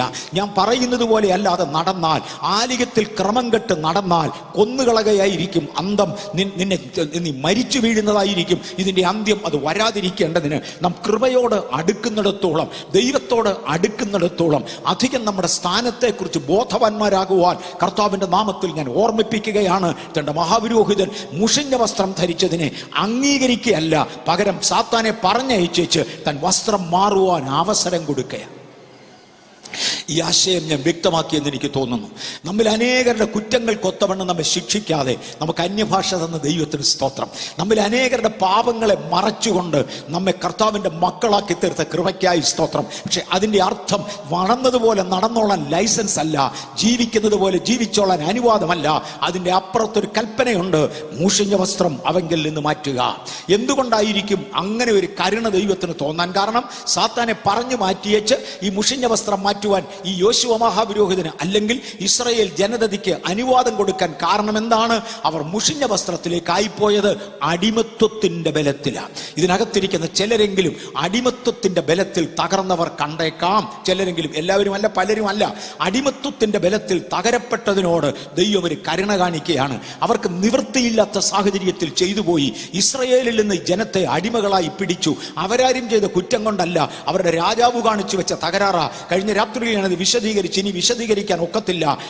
അവരുടെ രാജാവ് ദൈവിക വേർപാട് ലംഘിച്ചുകൊണ്ട് അരുതാത്തവനെ ആലയത്തിൽ കയറ്റുകയും കാണരുതാത്തവനെ ആലയത്തിൽ കയറ്റി കാണിക്കുകയും ചെയ്ത ആ മഹാദോഷം കൊണ്ട്, ആ മഹാപാപം കൊണ്ട് എൻ്റെ പ്രജകൾ അടിമത്വത്തിലേക്കാകുകയും അവരെ അടിമത്വത്തിൽ കൊണ്ടയാക്കുകയുമായിരുന്നു. അത് നിങ്ങൾ ചെയ്ത കുറ്റം കൊണ്ടല്ല, നിങ്ങളുടെ രാജാവ് ചെയ്ത കുറ്റം കൊണ്ടാ. അതുകൊണ്ട് തന്നെ നിങ്ങൾക്ക് രക്ഷപ്പെടുവാൻ ഞാൻ ഒരു അവസരം കൂടെ തരും. നീ വസ്ത്രം മാറ്റുവാൻ ഞാൻ അവസരം തരാം. അടിമത്വത്തിൽ തകർന്നുപോയി, അടിമത്വത്തിൽ പിടിക്കപ്പെട്ടവർ, അവരുടെ വസ്ത്രം പിടിച്ചു കൊണ്ടുപോയവർ അവരുടെ വസ്ത്രം അഴിച്ചു മാറ്റി പകരം ബാബിലോന്യ വസ്ത്രങ്ങൾ നൽകി. അവരുടെ ഭാഷ മാറ്റി കൽദയ ഭാഷ സംസാരിപ്പിച്ചു. അവരുടെ ആരാധനക്രമം നിർബന്ധമായി മാറ്റി അവരെ കൊണ്ട് വേറൊരു ആരാധനയിലേക്ക് നയിച്ചു. അവരുടെ കഴിവിനകത്ത് നിൽക്കുന്നതല്ല, അവരുടെ കഴിവുകേടിൽ പോയത്. ആ കഴിവുകേടിനകത്ത് ദൈവകൃപ സൂക്ഷിച്ച ശദ്രക്, മേശക്, അബേദ്നെഗോ എന്ന 3 പേരെയും ദാനിയേൽ എന്ന പ്രവാചകനെയും ഞാൻ തൊട്ടിരുന്നു. അവരൊക്കെ എക്സെപ്ഷൻസ് ആണ്, എക്സെപ്ഷൻസ്. നമുക്കും ചില എക്സെപ്ഷൻസ് ആകുവാൻ സ്വർഗത്തിലെ ദൈവം കൃപ തരട്ടെ. സാഹചര്യങ്ങളുടെ മുമ്പിൽ തളരാതെ എക്സെപ്ഷനലി നിൽക്കുവാൻ കർത്താവ് ചിലർക്ക് കൃപ തരട്ടെ. പക്ഷേ അടിമത്വത്തിൽ തകർന്നതിനോട് ദൈവത്തിനൊരു പ്രത്യേക കരുണയുണ്ട്. പക്ഷെ എല്ലാവരും തകർന്നത് അല്ലെങ്കിൽ തളർന്നത് അടിമത്വത്തിലല്ല. ഞാൻ അടിമത്വത്തിൽ അല്ലാതെ തളർന്ന ഒരാളിനെ പതുക്കെ ഒന്ന് തൊടാൻ പോകുകയാണ്. കർത്താവ് യേശു ഒരിക്കല് തന്റെ ബെഥസ്ത എന്ന കുളക്കരയിലേക്ക് വന്നു. ബെഥസ്ത എന്ന കുളക്കരയിൽ, ബെഥസ്ത എന്ന കുളത്തിന് 5 മണ്ഡപങ്ങളുണ്ട്. അവിടെ സകലവിധ രോഗികളും അല്ലെങ്കിൽ നാനാവിധ രോഗികളെയും അവിടെ കൊണ്ട് ഇട്ടിട്ടുണ്ട്. ഈ രോഗികളൊക്കെ കമ്പനി കൂടി അങ്ങനെ കിടക്കുക. ഇതിന് 5 മണ്ഡപമാ, ഒരു മണ്ഡപമല്ല കേട്ടോ. എനിക്ക് തോന്നുന്നത് ഒരു മണ്ഡപത്തിനകത്ത് ഒരു ഭാഗത്തായിട്ട് ഈ മുടന്തന്മാരെല്ലാം കൂടെ കൂട്ടിയിട്ടിട്ടുണ്ടായിരിക്കണം. അപ്പൊ ഇവന്മാര് രാവിലെ എഴുന്നേറ്റ് വന്നാൽ അങ്ങോട്ടും ഇങ്ങോട്ടും ചൊളി പറഞ്ഞ് ഈ വടി ക്ലീൻ ചെയ്ത് എല്ലാവരും കൂടെ നുണയും പറഞ്ഞ് കുറച്ചു നേരമൊക്കെ അവിടെ ഇരുന്നോളും. അത് കഴിഞ്ഞ് അവനവന്റെ ബെഡിൽ കയറി കിടക്കും. ഏതായാലും ഈ യഹൂദന്മാരുടെ ആ സൽമനസ്സുകൊണ്ട് ആവശ്യത്തിന് ആഹാരം കൊണ്ട് കൊടുത്തോളും. ഇവന് തിന്നോണ്ട് നടന്നാൽ മതി. അപ്പൊ ഇങ്ങനെ വർത്താനമൊക്കെ പറഞ്ഞ് ചിരിച്ച് കളിച്ച് കമ്പനി കൂടി അങ്ങ് പോയാൽ മതി. വേറൊരിടത്തായിരിക്കും ചിലപ്പോൾ കുഷ്ഠരോഗികളെല്ലാം കൂടെ കിടക്കുന്നത്. അവന്മാരെല്ലാം കൂടെ ചൊറി കുത്താൻ വന്ന് കൂടുന്നത് ഒരുമിച്ചാണ്. അവർ വർത്താനമൊക്കെ പറഞ്ഞ് അവരുടെ കമ്പനിയൊക്കെ കൂടി ഇങ്ങനെ കിടക്കും. യേശു അതുവഴി വരുമ്പോൾ 38 നീണ്ട വർഷമായി ഇവിടെ ഒരു പുള്ളി കിടപ്പുണ്ട്. ഞാൻ ആ മനുഷ്യനെ വല്ലപ്പോഴും ഒക്കെ തൊടാറുണ്ട്. ഇയാളും ബന്ധനത്തിലാണ്, ഞാൻ ആ കാര്യം എടുത്തു പറയാം. പക്ഷെ അത് അടിമത്വത്തിൽ പോയതിന്റെ ബന്ധനമല്ല, കമ്പനി കൂടിയ ബന്ധനമാണ്. കമ്പനി കൂടിയ ബന്ധനം. ഒരുപാട് പേര് അങ്ങനെ ഉണ്ട്. അവൻ സെക്രട്ടറി, ഞാൻ പ്രസിഡന്റ്, ഞാൻ പോയാൽ അവൻ പോയില്ലെങ്കിൽ എന്തോ ചെയ്യും, അതുകൊണ്ട് ഞങ്ങൾ ഒരുമിച്ച് കിടന്നേ പറ്റുള്ളൂ. പിന്നെ അവനത്, ഞാനിത്, ഞങ്ങളെല്ലാം കൂടി ഒരു കമ്പനിയാണ്. അപ്പൊ ഈ കമ്പനിക്ക് കേട് വരാതിരിക്കാൻ വേണ്ടി നടക്കുന്നവനാ. ഓക്കെ, യേശു ഇങ്ങോട്ട് വന്നപ്പോൾ 38 ആണ്ട് രോഗിയായി കിടക്കുന്ന ഒരു മനുഷ്യനെ കണ്ടു. ഇവൻ ഉണ്ടായ അന്ന് അവനെ കൊണ്ടുവന്ന് അവിടെ ഇട്ടേച്ച് പോയെന്ന് എന്ന് ആരും തെറ്റിദ്ധരിക്കരുത്. എനിക്ക് തോന്നുന്നത് അപ്പനും അമ്മയും ചാകുന്നത് വരെയും ഇവനെ വീട്ടിൽ വെച്ചുകൊണ്ടിരുന്ന് കാണും. അപ്പനും അമ്മയൊക്കെ ചത്ത പരുവത്തിന് ഇവനെ ആരെങ്കിലും പൊക്കി ഇവിടെ കൊണ്ടതായിരിക്കാം. ഇവിടെ വന്നിട്ടായി 38 കൊല്ലം എന്ന് പറഞ്ഞാൽ ഏറെക്കുറെ എന്റെ പ്രായം കാണും. 10-70 വയസ്സ് കാണും. 50-60 കുറയില്ല. യേശു ഈ മനുഷ്യന്റെ അടുക്ക ചെന്നേച്ച് ഒരു ചോദ്യം, നിനക്ക് സൗഖ്യമാകാൻ മനസ്സുണ്ടോ? ഇവന് സൗഖ്യമാകാൻ മനസ്സൊന്നുമില്ല, അതിന് വലിയ കൊതിയും അവനില്ല. കാര്യം ഇവിടെ സുഖമായ ശാപ്പാട്. ഇസ്രയേലിന്റെ കരുണ കാണാൻ ഞാൻ ഇവിടെ ചൊവ്വേ കഴിയും. ഇനി എന്നെ ഇപ്പോൾ ആരെങ്കിലും തിരിച്ചെടുത്ത് വീട്ടിൽ കൊണ്ടിട്ടാൽ അനിയന്മാരുടെ ദുർമുഖം കാണണം, അനിയത്തിമാരുടെ വർത്താനം കേൾക്കണം. ഇവിടെ ഈ ശല്യം ഒന്നുമില്ല. പാവപ്പെട്ടവരെ സഹായിക്കുക എന്ന ചിന്തയിൽ യഹൂദന്മാർ എന്നും ആഹാരം കൊണ്ട് തരും. വേണമെങ്കിൽ കൂട്ടുകാരെല്ലാം കൂടെ കൂടി കുളിപ്പിക്കും. അപ്പം നമുക്ക് വലിയ കുഴപ്പമൊന്നുമില്ല, അത് ഇവിടെ കഴിഞ്ഞോളാം എന്ന ചിന്തയിൽ ഇവൻ ഇവിടെ കിടക്കുമ്പോഴാണ് യേശു അങ്ങോട്ട് ചെന്നൊരു ചോദ്യം ചോദിക്കുന്നത്, നിനക്ക് സൗഖ്യമാകാൻ മനസ്സുണ്ടോ? പ്രശ്നമാവിട. കമ്പനി കൂടി നശിച്ചതാ ഇവൻ. കമ്പനി കൂടി നശിച്ച തെളിവിലേക്ക് ഇറങ്ങി വരിക.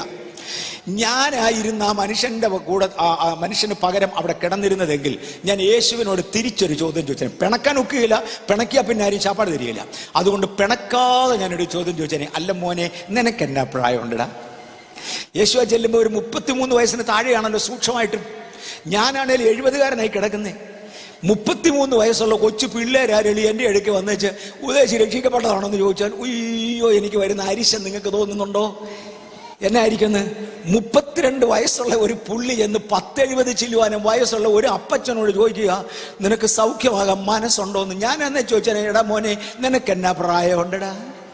അല്ലടാ, നീ എന്നോട് ഇങ്ങനെ കയറി അങ്ങ് ചോദിച്ചു കളയാൻ, നിനക്ക് എന്നാ പ്രായമുണ്ട്, എനിക്ക് വിശ്വാസം ഉണ്ടോന്നോ? എടാ, നീയൊക്കെ രോഗശാന്തിയെക്കുറിച്ച് കേട്ടിട്ടേ ഉള്ളൂ. ന്യായം കേട്ടോണം അവൻ്റെ. നീയൊക്കെ രോഗശാന്തിയെക്കുറിച്ച് കേട്ടിട്ടേ ഉള്ളൂ. ഇവിടെ ഏത് രോഗം ബാധിച്ചവനെ ഞാൻ കണ്ടോണ്ടിരിക്കുക. ദൂതൻ ഇടയ്ക്കിടയ്ക്ക് കുളം കലക്കുന്നത് കണ്ടോണ്ടിരിക്കുക.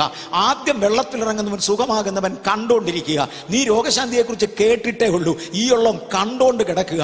1-2 കൊല്ലമല്ലടം, നീ ഉണ്ടാകുന്നതിന് മുമ്പേ ഞാൻ ഇവിടെ വന്നതാ. 38 കൊല്ലം. നീ ഉണ്ടാകുന്നതിന് മുമ്പേ ഞാൻ ഇവിടെ വന്നതാ. 38 കൊല്ലം ഇത് കണ്ടോണ്ട് കിടക്കുക. പക്ഷെ ഞാൻ നന്നാകാത്തതിന്റെ കാര്യം നാട്ടുകാരാ. പറ അതെന്നാ? ഒറ്റ പെന്തക്കോസ്തുകാരൻ എന്നെ എടുത്ത് വെള്ളത്തിലിറക്കാൻ ഇവിടെ ഇല്ല. ഒറ്റ പെന്തക്കോസ്തുകാരൻ എന്നെ എടുത്ത് വെള്ളത്തിലിറക്കാൻ ഇവിടെ ഇല്ല. നാട്ടിലെ പെന്തക്കോസ്തുകാർ മോശമായതുകൊണ്ട് ഞാനിവിടെ കിടക്കുന്നതേ ഉള്ളൂ. യേശു കൂടുതൽ വിശദീകരണത്തിന് ഒന്നും പോകാതെ അപ്പച്ചനോട് പറഞ്ഞു, ചുരുട്ടടാ ബെഡ് എന്ന് പറഞ്ഞു. ചുരുട്ടടാ ബെഡ്. കാരണം ഇവൻ കമ്പനി കൂടി കറങ്ങിക്കിടക്കുക. ഇവനെ ഇവിടുന്ന് എഴുന്നേപ്പിച്ച് വിട്ടാൽ ഇങ്ങപ്പുറത്തൂടെ വിട്ടാൽ അവൻ അങ്ങപ്പുറത്തൂടെ തിരിച്ചു കയറി ഇതേ ബെഡേ കിടക്കും. കാര്യം ഇവന് കമ്പനി ഭയങ്കര ഇഷ്ടം. നിങ്ങൾ കണ്ടിട്ടുണ്ടോ സ്നാനപ്പെട്ട് തിരിച്ചു പോകുന്ന പാർട്ടികൾ? കമ്പനി ഭയങ്കര ഇഷ്ടമാണ്. അതുകൊണ്ട് യേശു ആദ്യമേ പറഞ്ഞു ചുരുട്ടട ബെഡ്, ബാക്കി പിന്നെ പറയാം. ഞാൻ വന്നിരിക്കുന്നത് നീ വിചാരിച്ചതുപോലെ ഇന്നലെ ഇങ്ങോട്ട് ഇറങ്ങി വന്ന, ഇന്ന് നിന്റെ മുമ്പിൽ പ്രത്യക്ഷപ്പെട്ട ഒരാളല്ല. ഈ ദൂതനെ പറഞ്ഞയക്കുന്ന ദൂതന്റെ യജമാനനാണ് ഈ വന്നത്. നീ നന്നാകാത്തതിന്റെ കാര്യം നിന്റെ കമ്പനി കൂടിയ പെശകാന്ന് എനിക്കറിയാം. അതുകൊണ്ട് ബലാത്കാരാണ് നിന്നെ പറഞ്ഞയക്കാൻ. ചുരുട്ടട ബെഡ് എടുത്തോണ്ട് വീട്ടിൽ പോകും. കമ്പനി കൂടി തകർന്ന ഒരുപാട് പേര് നമ്മുടെ ഇടയിലുണ്ട്. അവനും ഇവനും മറ്റവനും സ്നാനപ്പെട്ടില്ല. അയ്യോ, ഞാൻ സ്നാനപ്പെട്ടപ്പോഴേ എന്തോ ഒരു ചോദ്യമായിരുന്നെന്നറിയാമോ? നമ്മുടെ ഇന്നാര് സ്നാനപ്പെട്ടിട്ടില്ല, മറ്റേ പുള്ളിക്കാരൻ സ്നാനപ്പെട്ടിട്ടില്ല, അയാൾ സ്നാനത്തെക്കുറിച്ച് പ്രസംഗിക്കുന്നില്ല, ഇയാൾ സ്നാനത്തെക്കുറിച്ച് പ്രസംഗിക്കുന്നില്ല, പിന്നെ നീ എന്തിനാ സ്നാനത്തെക്കുറിച്ച് പ്രസംഗിക്കുന്നത്? എടോ, അയാൾ എന്തോ കാണിച്ചെന്ന് ഞാൻ എന്ത് വേണം? അയാൾ എൻ്റെ മാതൃകയല്ല. എൻ്റെ മാതൃക യേശുവാ. എനിക്ക് യേശു പറഞ്ഞത് ചെയ്തേ മതിയാകത്തുള്ളൂ. യേശുവിൻ്റെ വേർപാട്, യേശുവിൻ്റെ ജീവിത വിശുദ്ധി, യേശുവിൻ്റെ ഉപദേശം, ഇതാണ് എനിക്ക് വലിയത്. നാട്ടുകാരൻ്റെ അല്ല. നാട്ടുകാരൻ എന്തു പറഞ്ഞാലും അവന്റെ കുറ്റം പോലും കുറവ് പോലും അവന്റെ ദുഷ്ടത പോലും ദുഷിപ്പ് പോലും അവന്റെ നന്മ പോലും മാഹാത്മ്യം പോലും ഇതൊന്നുമല്ല എനിക്ക് വിഷയം. സാക്ഷികളുടെ വലിയൊരു സമൂഹം എനിക്ക് നിശ്ചയമായും ബാധകമാണെങ്കിലും ഞാൻ നോക്കുന്നത് വിശ്വാസത്തിന്റെ നായകനും പൂർത്തി വരുത്തുന്നവനുമായ യേശുവിനെ ആകയാൽ ഇന്ന് പകൽ യേശുവിന്റെ പൂർണ്ണതയിലേക്ക് ഓടുവാൻ ഞാൻ എന്നെ ഏൽപ്പിക്കുകയാണെന്ന് പറയുന്നവർക്കായി എൻ്റെ കർത്താവിനെ സ്തുതിക്കുന്നു. തന്റെ കമ്പനി കൂടി ചതിക്കപ്പെട്ട ഒരുപാട് എണ്ണം വഴിയറമ്പിൽ കിടക്കുമ്പോൾ ഇന്ന് രാത്രി യേശുവിനെ പറവാനുള്ളത് ചിലത് ബെഡ് ചുരുട്ടാൻ തയ്യാറാകുമോ? താങ്കളെ എഴുന്നേപ്പിച്ച് വിടുവാൻ യേശു തയ്യാറാ. കർത്താവേ, ഞാൻ ബെഡ് ചുരുട്ടിയേച്ച് അഥവാ നന്നായില്ലെങ്കിലോ? എടാ, നീ എന്റെ വാക്കിന് വലയിറക്കിയാൽ മീൻ കയറും. എന്റെ വാക്കിന് ബെഡ് ചുരുട്ടിയാൽ നീ നന്നാകും. എന്റെ വാക്കിന് നീ ബെഡ് ചുരുട്ടുന്നില്ലെങ്കിൽ നീ നന്നാകാനും പോകുന്നില്ല. ക്രിസ്പാനോസ് എന്ന പേരിൽ ഒരു കർത്തൃദാസൻ 1971 ന്യൂഡൽഹിയിൽ വന്ന് ഒരുപാട് രോഗികൾ സൗഖ്യമാകുന്നത് ഞാൻ കണ്ടതാണ്.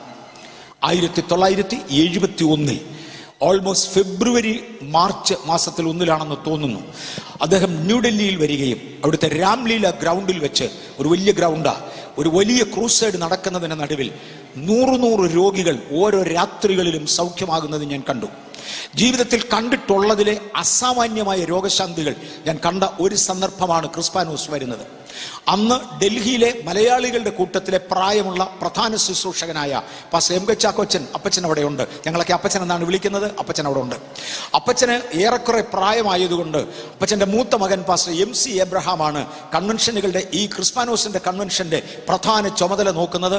ഞാനും അദ്ദേഹത്തോട് കൂടെ അവിടെ നിന്ന് കാണുന്നുണ്ട്. എനിക്കൊരു ചുമതലയുമില്ല, നിന്ന് കാണുന്നുണ്ട്. എന്നെ കൊണ്ട് ഒക്കുന്നതൊക്കെ അണ്ണാങ്കുഞ്ഞും തന്നാലായതെന്ന് പറഞ്ഞ പോലെ ഓടി നടന്ന് ഞാനും ചെയ്യുന്നുണ്ട്.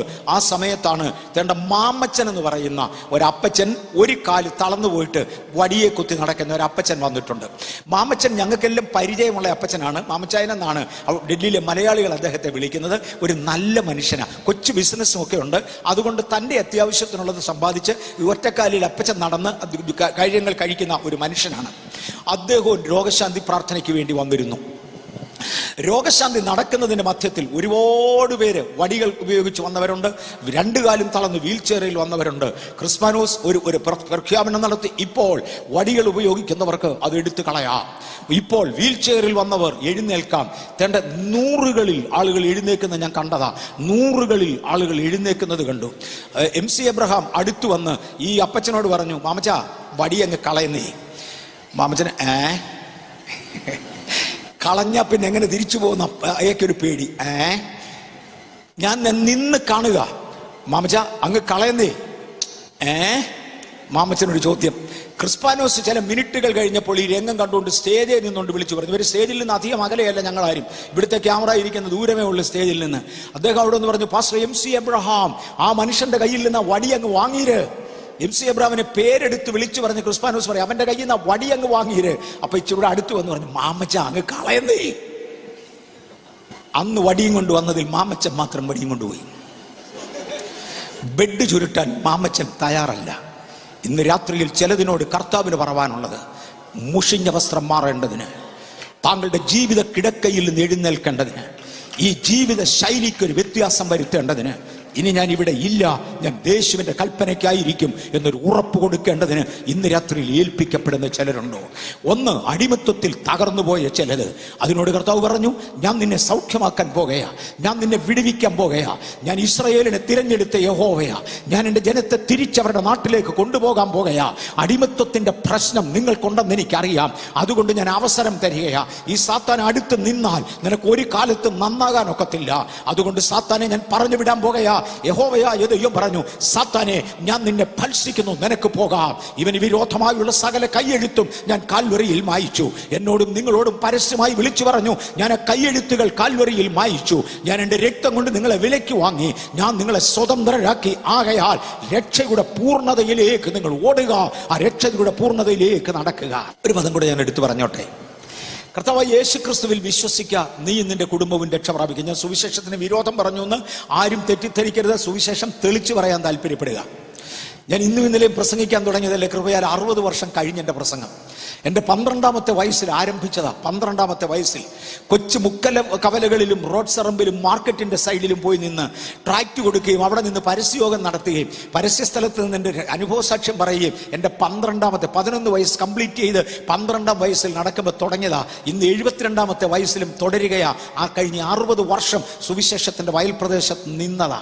ഏതാണ്ട് 2 ലക്ഷത്തിലധികം ആളുകളെ കർത്താവിന്റെ നാമത്തിൽ മുക്കി പൊക്കുവാൻ കർത്താവ് എനിക്ക് കൃപ തന്നു. ഞാൻ 10,000-ങ്ങളെ ലക്ഷങ്ങളെ കർത്താവിന് വേണ്ടി നടത്തുവാൻ കർത്താവ് എന്നെ ശക്തീകരിച്ചതാണ്. ഒത്തിരി കൂടുതൽ വിശദീകരിക്കാൻ താല്പര്യപ്പെടുന്നില്ല. ഞാൻ ഈ കഴിഞ്ഞ 2 മാസങ്ങൾക്ക് മുമ്പേ കർത്താവിന്റെ ദാസം പോകുന്നത് പോലെ വടക്കേ ഇന്ത്യയിൽ ഒരു സ്ഥലത്ത് പോയിരുന്നു. എന്നെ പരിചയമില്ലാത്ത ഒരാൾ എന്നെ വടക്കേ ഇന്ത്യയിൽ ഒരു സ്ഥലത്ത് നിന്ന് വിളിച്ചു. പരിചയമില്ലാത്തവർ ഈ ദിവസങ്ങളിൽ വിളിച്ചാൽ പോകുന്നതിനകത്ത് ഒരല്പം വൈഷമ്യം എൻ്റെ ചർച്ച് കാണിക്കും, എൻ്റെ ഭാര്യ കാണിക്കും. കാര്യം ചെല്ലുന്നിടത്ത് ആഹാരം ശരിക്കും കിട്ടുമോ എന്ന് അറിയത്തില്ല. അവിടെ മുതൽ തലേഞ്ഞ് തിരിച്ചു കൊണ്ടുവരുമോ എന്ന് അറിയത്തില്ല. അത് അവിടെ അവരെടുക്കാനാണോ വിളിക്കുന്നതെന്ന് അറിഞ്ഞുകൂടാ. അപ്പോൾ എന്തോ ഇതെന്ന് ശരിക്കും അറിയാൻ വയ്യാത്തത് കൊണ്ട് ഒട്ടും പരിചയമില്ലാത്ത ഒരാൾ വിളിച്ചാൽ പോകാൻ ഒരു മടിയുണ്ട്. അങ്ങനെ ഒരു മടി കൊണ്ട് പോകാതിരുന്നു. ഞാൻ അദ്ദേഹത്തോട് പറഞ്ഞു, എനിക്ക് നിങ്ങൾ വിളിച്ച സമയത്ത് എനിക്ക് സമയമില്ല, അതൊരു നല്ല എക്സ്ക്യൂസ് ആയിരുന്നു. അദ്ദേഹം വിളിച്ചത് എനിക്ക് വേറൊരു മീറ്റിംഗ് ഉള്ള ദിവസമായിരുന്നു. 2 ആഴ്ച കഴിഞ്ഞപ്പോൾ ഈ മനുഷ്യൻ തണ്ടാ പിന്നെയും വിളിച്ചിരിക്കുന്നു, നിങ്ങൾക്ക് സമയം ഉള്ളത് പറയാൻ. ഞാൻ പറഞ്ഞു നോക്കിയേച്ച് പിന്നെ പറയാമെന്നായി. അങ്ങനെ പലതും പറഞ്ഞു. പോകുന്നില്ല എന്ന് ഞാൻ ഏറെക്കുറെ തീരുമാനിച്ചു. പോകരുത് എന്ന് എൻ്റെ ഭാര്യയും മക്കളും കമ്മിറ്റിയും ചർച്ചും എല്ലാം എന്നോട് പറഞ്ഞു. പരിചയമില്ലാത്തടത്ത് പോകരുത്, ഒറീസയ്ക്കാണ് പോകേണ്ടത്, അവിടെ കഴിഞ്ഞ പ്രാവശ്യത്തെ പ്രശ്നം നടന്നതിന് തൊട്ടടുക്കലാണ്, അതിനകത്തോട്ട് പോയി ചാടണ്ട, ഉള്ള ആരോഗ്യം കൊണ്ട് ഇവിടെ നിന്നാൽ മതി എന്നിവരെല്ലാം പറഞ്ഞു. അരുത് എന്ന് എന്നോട് പരിശുദ്ധാത്മാവ് പറഞ്ഞില്ല. എൻ്റെ മനസ്സിനകത്ത് അരുത് എന്നൊരു തോന്നൽ വരുന്നുമില്ല. അരുതെന്ന് എൻ്റെ സ്വന്തമായിട്ടൊരു തോന്നൽ വരുന്നുണ്ട്. പോകരുതെന്നൊരു വിലക്ക് എനിക്ക് ദൈവത്തിങ്കിൽ നിന്ന് വരുന്നില്ല. ഞാൻ അവസാനം അദ്ദേഹത്തോട് പറഞ്ഞു, എനിക്ക് 2 ആഴ്ച കൂടെ സമയം എന്താ, ഞാനൊന്ന് പ്രാർത്ഥിച്ചു പിന്നത്തേതിൽ മറുപടി പറയാം, അതുകൊണ്ട് ഇപ്പം എന്നെ നിർബന്ധിക്കരുത്, എനിക്ക് വയ്യ, എനിക്ക് ആരോഗ്യം തീരെയില്ല. ഇയാൾ ഓരോ പ്രാവശ്യം വിളിക്കുമ്പോഴും എന്നോട്, അങ്ങനെ പേര് പോലും എനിക്ക് ഇപ്പോഴും ഓർമ്മയില്ല, ഓരോ പ്രാവശ്യം വിളിക്കുമ്പോഴും അദ്ദേഹം എന്നോട് പറയും, എന്നോട് പരിശുദ്ധാത്മാവ് പറഞ്ഞു താങ്കളെ വിളിക്കാൻ പരിശുദ്ധാത്മാവ് പറഞ്ഞു. ഞാൻ നീ എന്നെ കണ്ടിട്ടുണ്ടോ? ഉണ്ടെന്നേ, പണ്ട് ഒരിക്കലും ഒരു 40 വർഷത്തിന് മുമ്പേ പത്താങ്കോട്ട് വന്ന് ഒരു പ്രസംഗം പറഞ്ഞത് എൻ്റെ ഓർമ്മയിൽ കിടപ്പുണ്ട്. അന്ന് മുതൽ നീ എൻ്റെ ഓർമ്മയിലുണ്ട്. ഇപ്പൊ ദൈവാത്മാവ് എന്നോട് വരുന്നത് നിന്നെ വിളിക്കാൻ. നേരെ കൊള്ളമോ ആർക്കറിയാം? പത്താങ്കോട്ട് മുതൽ എന്നെ ഫോളോ ചെയ്യുന്നവനാണോ എന്ന് ആർക്കറിയാം? എനിക്കിതൊന്നും അറിയാൻ വയ്യ. അതുകൊണ്ട് പോകാതെ ഇരിക്കുക. 2 ആയാലും അയാളോട് പറഞ്ഞ ദിവസങ്ങൾ മുഴുവനും കഴിഞ്ഞു. ഒരു ദിവസം ദൈവാത്മാവ് എൻ്റെ ഹൃദയത്തിൽ ഒരു പ്രേരണ തന്നു, നിന്നെ നിർബന്ധിക്കുന്നവൻ്റെ കൂടെ പോകണം. ഏതായാലും ചാകാൻ തയ്യാറാന്ന് നീ പറഞ്ഞിട്ടുണ്ടല്ലോ, അതുകൊണ്ട് നിന്നെ കൊല്ലുമെന്നൊന്നും എന്നോട് പറഞ്ഞില്ല, ചാകാൻ തയ്യാറാണെന്ന് നീ പറഞ്ഞിട്ടുണ്ടല്ലോ, പോകാൻ പറഞ്ഞു. അടുത്ത പ്രശ്നം, ഫ്ലൈറ്റിൽ നിന്ന് ഇറങ്ങിയാൽ മലമണ്ടേ കൂടെ 4.5 മണിക്കൂർ യാത്ര ചെയ്യണം. ഇവരുടെ ഗിരിപ്രഭാഷണത്തിന് എത്തണമെങ്കിൽ 4.5 മണിക്കൂർ വനപ്രദേശത്തൂടെ യാത്ര ചെയ്യണം. ആ പ്രദേശങ്ങളിൽ കാർ ഓടുകയല്ല, കാർ ചാടുക. നമ്മളൊക്കെയാണ് റോഡേകൂടെ കാർ ഓടിക്കുക, അവർ കാടേകൂടെ കാർ ചാടിക്കുക. ഈ ചാടുന്ന കാറിൽ 4.5 മണിക്കൂർ ഇരിക്കണം. എൻ്റെ ആരോഗ്യം പോരാ. ഇത് 70-ാം വയസ്സിൽ സർജറിയും കഴിഞ്ഞ് ഞാൻ എങ്ങനെ പോകും? പക്ഷെ ഇതെല്ലാം കഴിഞ്ഞ് പരിശുദ്ധാത്മാവിൻ്റെ ഹൃദയത്തിൽ ആ ഒരു പ്രേരണ തന്നപ്പോൾ ഞാൻ അദ്ദേഹത്തോട് പറഞ്ഞു, വരാം, ഇന്ന ദിവസങ്ങളിൽ ഞാൻ ഫ്രീയാ. 3 ദിവസത്തെ പ്രോഗ്രാം ഞാൻ അദ്ദേഹത്തിന് കൊടുത്തു. അവിടെ ചെന്നപ്പോഴത്തേക്ക് എന്നെ അണച്ചു വല്ലാതെയായി. ശ്വാസം മുട്ടിയിട്ട് എനിക്ക് എഴുന്നേറ്റ് നിൽക്കാൻ വയ്യ എന്ന സാഹചര്യമാണ്. പക്ഷേ ആദ്യത്തെ രാത്രിയിൽ കൂടുതൽ ഏറെക്കുറെ 10,000-ഓളം പേരുണ്ട്. ഞാൻ ദൈവവചനം പ്രസംഗിച്ച ശേഷം ഒരു ഓൾട്ടർ കോൾ കൊടുത്തു. എനിക്ക് എൻ്റെ കണ്ണുകളെ വിശ്വസിക്കാൻ പറ്റുന്നില്ല. 5,000-ഓളം പേര് തന്നെ എഴുന്നേറ്റ് നിൽക്കുന്നു. ഞാൻ പറഞ്ഞു എല്ലാവരോട് ഇരിക്കാൻ പറഞ്ഞു. എല്ലാവരെയും ഞാൻ ഇരുത്തി. ഈ വടക്കേ ഇന്ത്യയിൽ ഇങ്ങനൊരു പരിപാടിയുണ്ട്, കൂട്ടം എഴുന്നേക്കുന്നത്, എല്ലാവർക്കും ഇത് നന്നായിട്ട് അറിയാം. ഞാൻ പറഞ്ഞു എല്ലാവരോട് ഇരിക്കാൻ പറഞ്ഞു, എല്ലാവരെയും ഇരുത്തി. സമയമെടുത്ത് ഞാൻ വിശദീകരിച്ചു കൊടുത്തു. ഇതിനു മുമ്പ് ഒരിക്കലും ഇങ്ങനെ ചാടി എഴുന്നേറ്റിട്ടില്ലാത്തവർ, ഇതിനു മുമ്പ് ഒരിക്കലും രക്ഷിക്കപ്പെടാൻ കൈ ഉയർത്തിയിട്ടില്ലാത്തവർ, പിന്നെ സ്നാനപ്പെട്ടിട്ടില്ലാത്തവർ, അങ്ങനെ ഒത്തിരി കണ്ടീഷനൊക്കെ പറഞ്ഞു. ജീവിതത്തിൽ ആദ്യമായി കർത്താവിന് വേണ്ടി തങ്ങളുടെ ഹൃദയം കൊടുക്കുന്നവർ, ഇനി ഒരിക്കലും എഴുന്നേക്കത്തില്ല, അങ്ങനെ ഒന്ന് ഉറപ്പുള്ളവർ മാത്രം ഒന്ന് എഴുന്നേക്കാൻ പറഞ്ഞു. 5000 കുറയുന്നില്ല പിന്നെയും എഴുന്നേറ്റ് നിൽക്കുന്നത്. എനിക്ക് ഉറക്കെ കരയാനേ കഴിഞ്ഞുള്ളൂ, വേറെ ഒന്നും കഴിഞ്ഞില്ല. കർത്താവേ, എന്തുവാ ഞാൻ ഈ കാണുന്നത്? കഴിഞ്ഞ 70ഓളം വർഷങ്ങൾ കർത്താവിനോടുകൂടെ നടന്ന ശേഷം ഇങ്ങനെ ഒരു വിടുതൽ ഇനിയും കാണുവാൻ കർത്താവ് തരുന്ന കൃപയ്ക്കായി സ്തോത്രമെന്ന് പറഞ്ഞ് അവരെ പ്രാർത്ഥിച്ച് കർത്താവിന്റെ കയ്യിലേക്ക് ഏൽപ്പിച്ചു. ഇന്നും പ്രവർത്തിക്കുവാൻ കർത്താവ് തരുന്ന ദൈവകൃപയ്ക്കായി എൻ്റെ കർത്താവിനെ വാഴ്ത്തുകയാണ്. അതിശക്തമായ ജാതികൾ ദൈവത്തിലേക്ക് വന്നുകൊണ്ടിരിക്കുമ്പോൾ, അതിശക്തമായി കർത്താവിലേക്ക് ഒരു ഉണർവിലൂടെ ജനം വന്നുകൊണ്ടിരിക്കുമ്പോൾ, ഇന്ന് പകൽ ഉണർത്തപ്പെട്ടവരോട്, ഈ രാത്രിയിൽ ഉണർത്തപ്പെട്ടവരോട്, ദൈവത്തിൻ്റെ വകയെന്ന് പറയുന്നവരോട് ഞാൻ ഒന്ന് പറയട്ടെ. നിങ്ങളുടെ ആയുധങ്ങൾ ബലഹീനമാക്കുന്നത്, പിശാചിനെ വെട്ടുന്ന ആയുധമാകുന്ന വാള്, വചനമാകുന്ന വാൾ ബലഹീനമാകുന്നത് ഉപദേശത്തിൻ്റെ പെശകുകൾ കൊണ്ടാണ്. ഓരോ ഉപദേശ പെശകുകൾ കൊണ്ടിട്ട് ലൂസിഫറിന്റെ ആത്മാവ്, എതിർ ക്രിസ്തുവിന്റെ ആത്മാവ് അനേകതിനെ പുറകോട്ട് പിടിക്കുമ്പോൾ ഇന്ന് പകൽ കർത്താവ് പറഞ്ഞു, പിശാചേ, നീ ഒന്ന് മാറി നില്ല്, ഇവന് നന്നാകാൻ ഞാൻ അവസരം കൊടുക്കട്ടെ. ഈ മുഷിഞ്ഞ വസ്ത്രം ധരിച്ചുകൊണ്ട് ഇവിടെ നിൽക്കുന്നവനെ നിന്റെ പ്രസൻസിൽ വെച്ച് ഒരിക്കലും ഇവൻ നന്നാകാൻ പോകുന്നില്ല. കാര്യം നിന്റെ ഒരു ഇൻഫ്ലുവൻസ് അവന്റെ മേലുണ്ട്. ഇന്ന് ആ ഇൻഫ്ലുവൻസ് ഒന്ന് മാറ്റേണ്ടതിന് ഞാൻ പറയാം, സുരേഷ് ബാബു ശുശ്രൂഷിക്കുന്ന ഒരു ഗ്രൂപ്പിൽ വന്ന് നിന്നുകൊണ്ട് ആധികാരികമായി ശബ്ദിക്കുവാൻ എനിക്ക് തൻ്റെ ഇടം പോരാ. പക്ഷേ ഞാൻ എങ്കിലും എൻ്റെ സകല ധൈര്യവും ക്രിസ്തുവിങ്കിൽ കൊണ്ട് ഒരു കാര്യം ഒന്ന് പറയട്ടെ. പല പ്രസംഗങ്ങളുടെയും അവസാനത്തിൽ ഒരു ഓൾട്ടർ കോൾ കൊടുക്കുമ്പോൾ അനേകർ കൈ ഉയർത്തും. ചിന്തിച്ചേച്ച് വരുന്നവർ കൈ ഉയർത്തത്തില്ല. കാര്യം ഈ തൽക്കാലത്തെ പ്രസംഗം നടക്കുന്ന സമയത്ത് ദൈവത്തിന്റെ ദൂതന്മാർ ഇതിനകത്തിറങ്ങി അശുദ്ധ ശക്തികളെ വെട്ടിമാറ്റിക്കൊണ്ട് കുറ്റം പറയാൻ വേണ്ടി, ഇൻഫ്ലുവൻസ് ചെയ്യാൻ വേണ്ടി വന്നു നിൽക്കുന്ന ചില ശക്തികളെ ശാസിച്ചുകൊണ്ട് ഒന്ന് ഫ്രീ തിങ്ക് ചെയ്യുവാൻ, ഒന്ന് സ്വതന്ത്രമായി ചിന്തിക്കുവാൻ എനിക്ക് നിങ്ങൾക്കും അവസരം തരികയാ. ഈ അവസരം ലഭിക്കുമ്പോൾ ഇന്ന് രാത്രിയിൽ ദൈവസന്നിധിയിൽ ചില തീരുമാനങ്ങൾ എടുക്കുക. ഞാൻ ഇനിയും മുഷിഞ്ഞ വസ്ത്രത്തിൽ തുടരുമോ? മോനെ, ഈ മുഷിഞ്ഞ വസ്ത്രത്തിൽ ഇസ്രായേലിൽ തിരിച്ചു കൊണ്ടുവരാൻ പറ്റുകയില്ല. ഈ മുഷിഞ്ഞ വസ്ത്രത്തിൽ യെരുശലേമിലേക്ക് തിരിച്ചു കൊണ്ടുപോകാൻ ഒക്കത്തില്ല. വസ്ത്രം മാറിയേ മതിയാകും. എവിടെയും പോയി ചേക്കേറടാന്ന് പറയാനല്ല, ഞാൻ നിന്നെ തിരഞ്ഞെടുത്തത് ഒരു ലക്ഷ്യത്തോടു കൂടെയാ. ഇന്ന് പകൽ ഞാനൊരു വാക്യമെടുത്തു, വിളിയാലുള്ള ആശ ഇന്നത് എന്ന് തിരിച്ചറിയുക.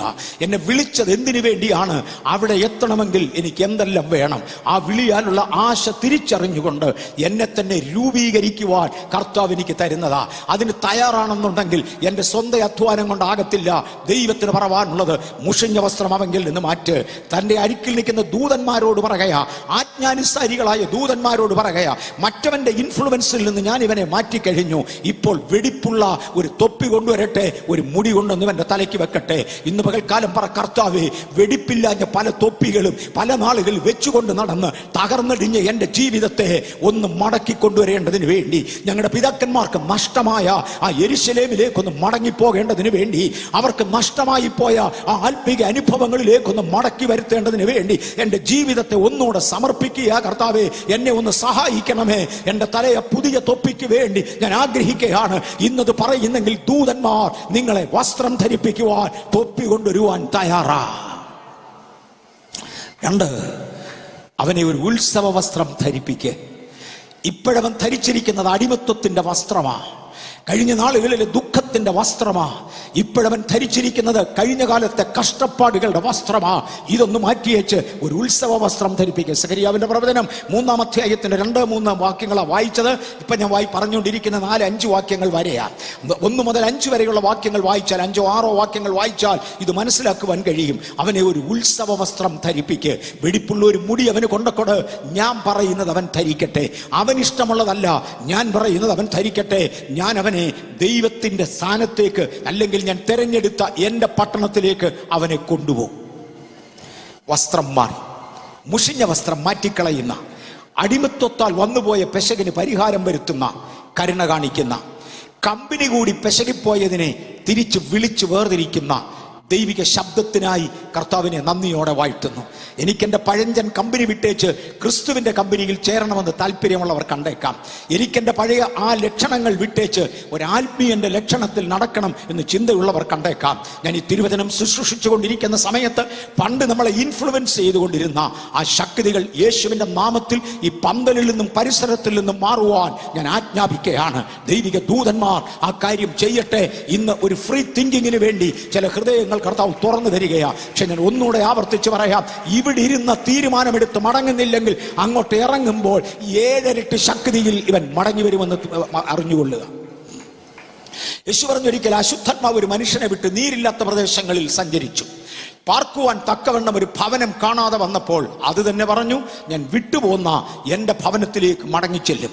അത് വന്ന് ആ ഭവനം അടിച്ചുവാരി ഒഴിഞ്ഞതായി കിടക്കുന്നത് കണ്ടോടനെ തന്നിലും ദുഷ്ടതയേറിയ 7 എണ്ണത്തെ വിളിച്ചുകൊണ്ടുവന്ന് ഇതിനകത്ത് കയറ്റി പാർപ്പിച്ചു. ബാംഗ്ലൂർ പട്ടണത്തിൽ നിന്ന് ഒരു സഹോദരൻ എന്നോട് വ്യക്തിപരമായി ഒന്ന് സംസാരിക്കാൻ ഒരല്പം സമയം വേണം. അദ്ദേഹം ഒരല്പം ദൂരെ നിന്ന് വരുന്നത് കൊണ്ട്, അവിടുന്ന് എൻ്റെ ചർച്ചിൽ നിന്ന് ഏറെക്കുറെ 40 കിലോമീറ്റർ ദൂരെ നിന്ന് വരുന്നത് കൊണ്ട് അധിക സമയം വന്ന് എടുക്കാൻ ഒക്കത്തില്ല, സമയം കളയാനും പറ്റത്തില്ല. അതുകൊണ്ട് എപ്പോഴവിടെ ഉണ്ടായിരിക്കും, അരമണിക്കൂർ സംസാരിക്കാൻ അവസരം വേണം എന്ന് എന്നോട് പറഞ്ഞു. ഞങ്ങൾ ആകപ്പാടെ ടൈമൊക്കെ നോക്കി. അയക്ക് ജോലി വിട്ടേച്ച് പുള്ളി വരത്തില്ല, അദ്ദേഹത്തിന് ജോലിയുണ്ട്. ഒരു ദിവസത്തെ അവധി എടുത്തുകൊണ്ട് വരാൻ അങ്ങേര് തയ്യാറല്ല. ഞാൻ ഞായറാഴ്ച സമയം തന്നെ കൊടുക്കണം. ഞായറാഴ്ച ദിവസം ഒരു പാസ്റ്റർ എന്ന സ്ഥിതിയിൽ നിന്റെ കൂടെ സമയം എടുക്കാൻ എനിക്ക് ഒക്കത്തില്ല. എനിക്ക് ചർച്ചിൻ്റെ കൂടെ സമയം എടുത്തേ പറ്റത്തുള്ളൂ. ഒരുപാട് സർവീസുകളുണ്ട്, അതിലേതിനൊക്കെ പോകാൻ ഒക്കും ആരോഗ്യത്തിനനുസരിച്ച്. അപ്പം ഞായറാഴ്ചത്തെ കാര്യത്തെക്കുറിച്ച് വിട്ടേക്ക്, നടക്കത്തില്ല.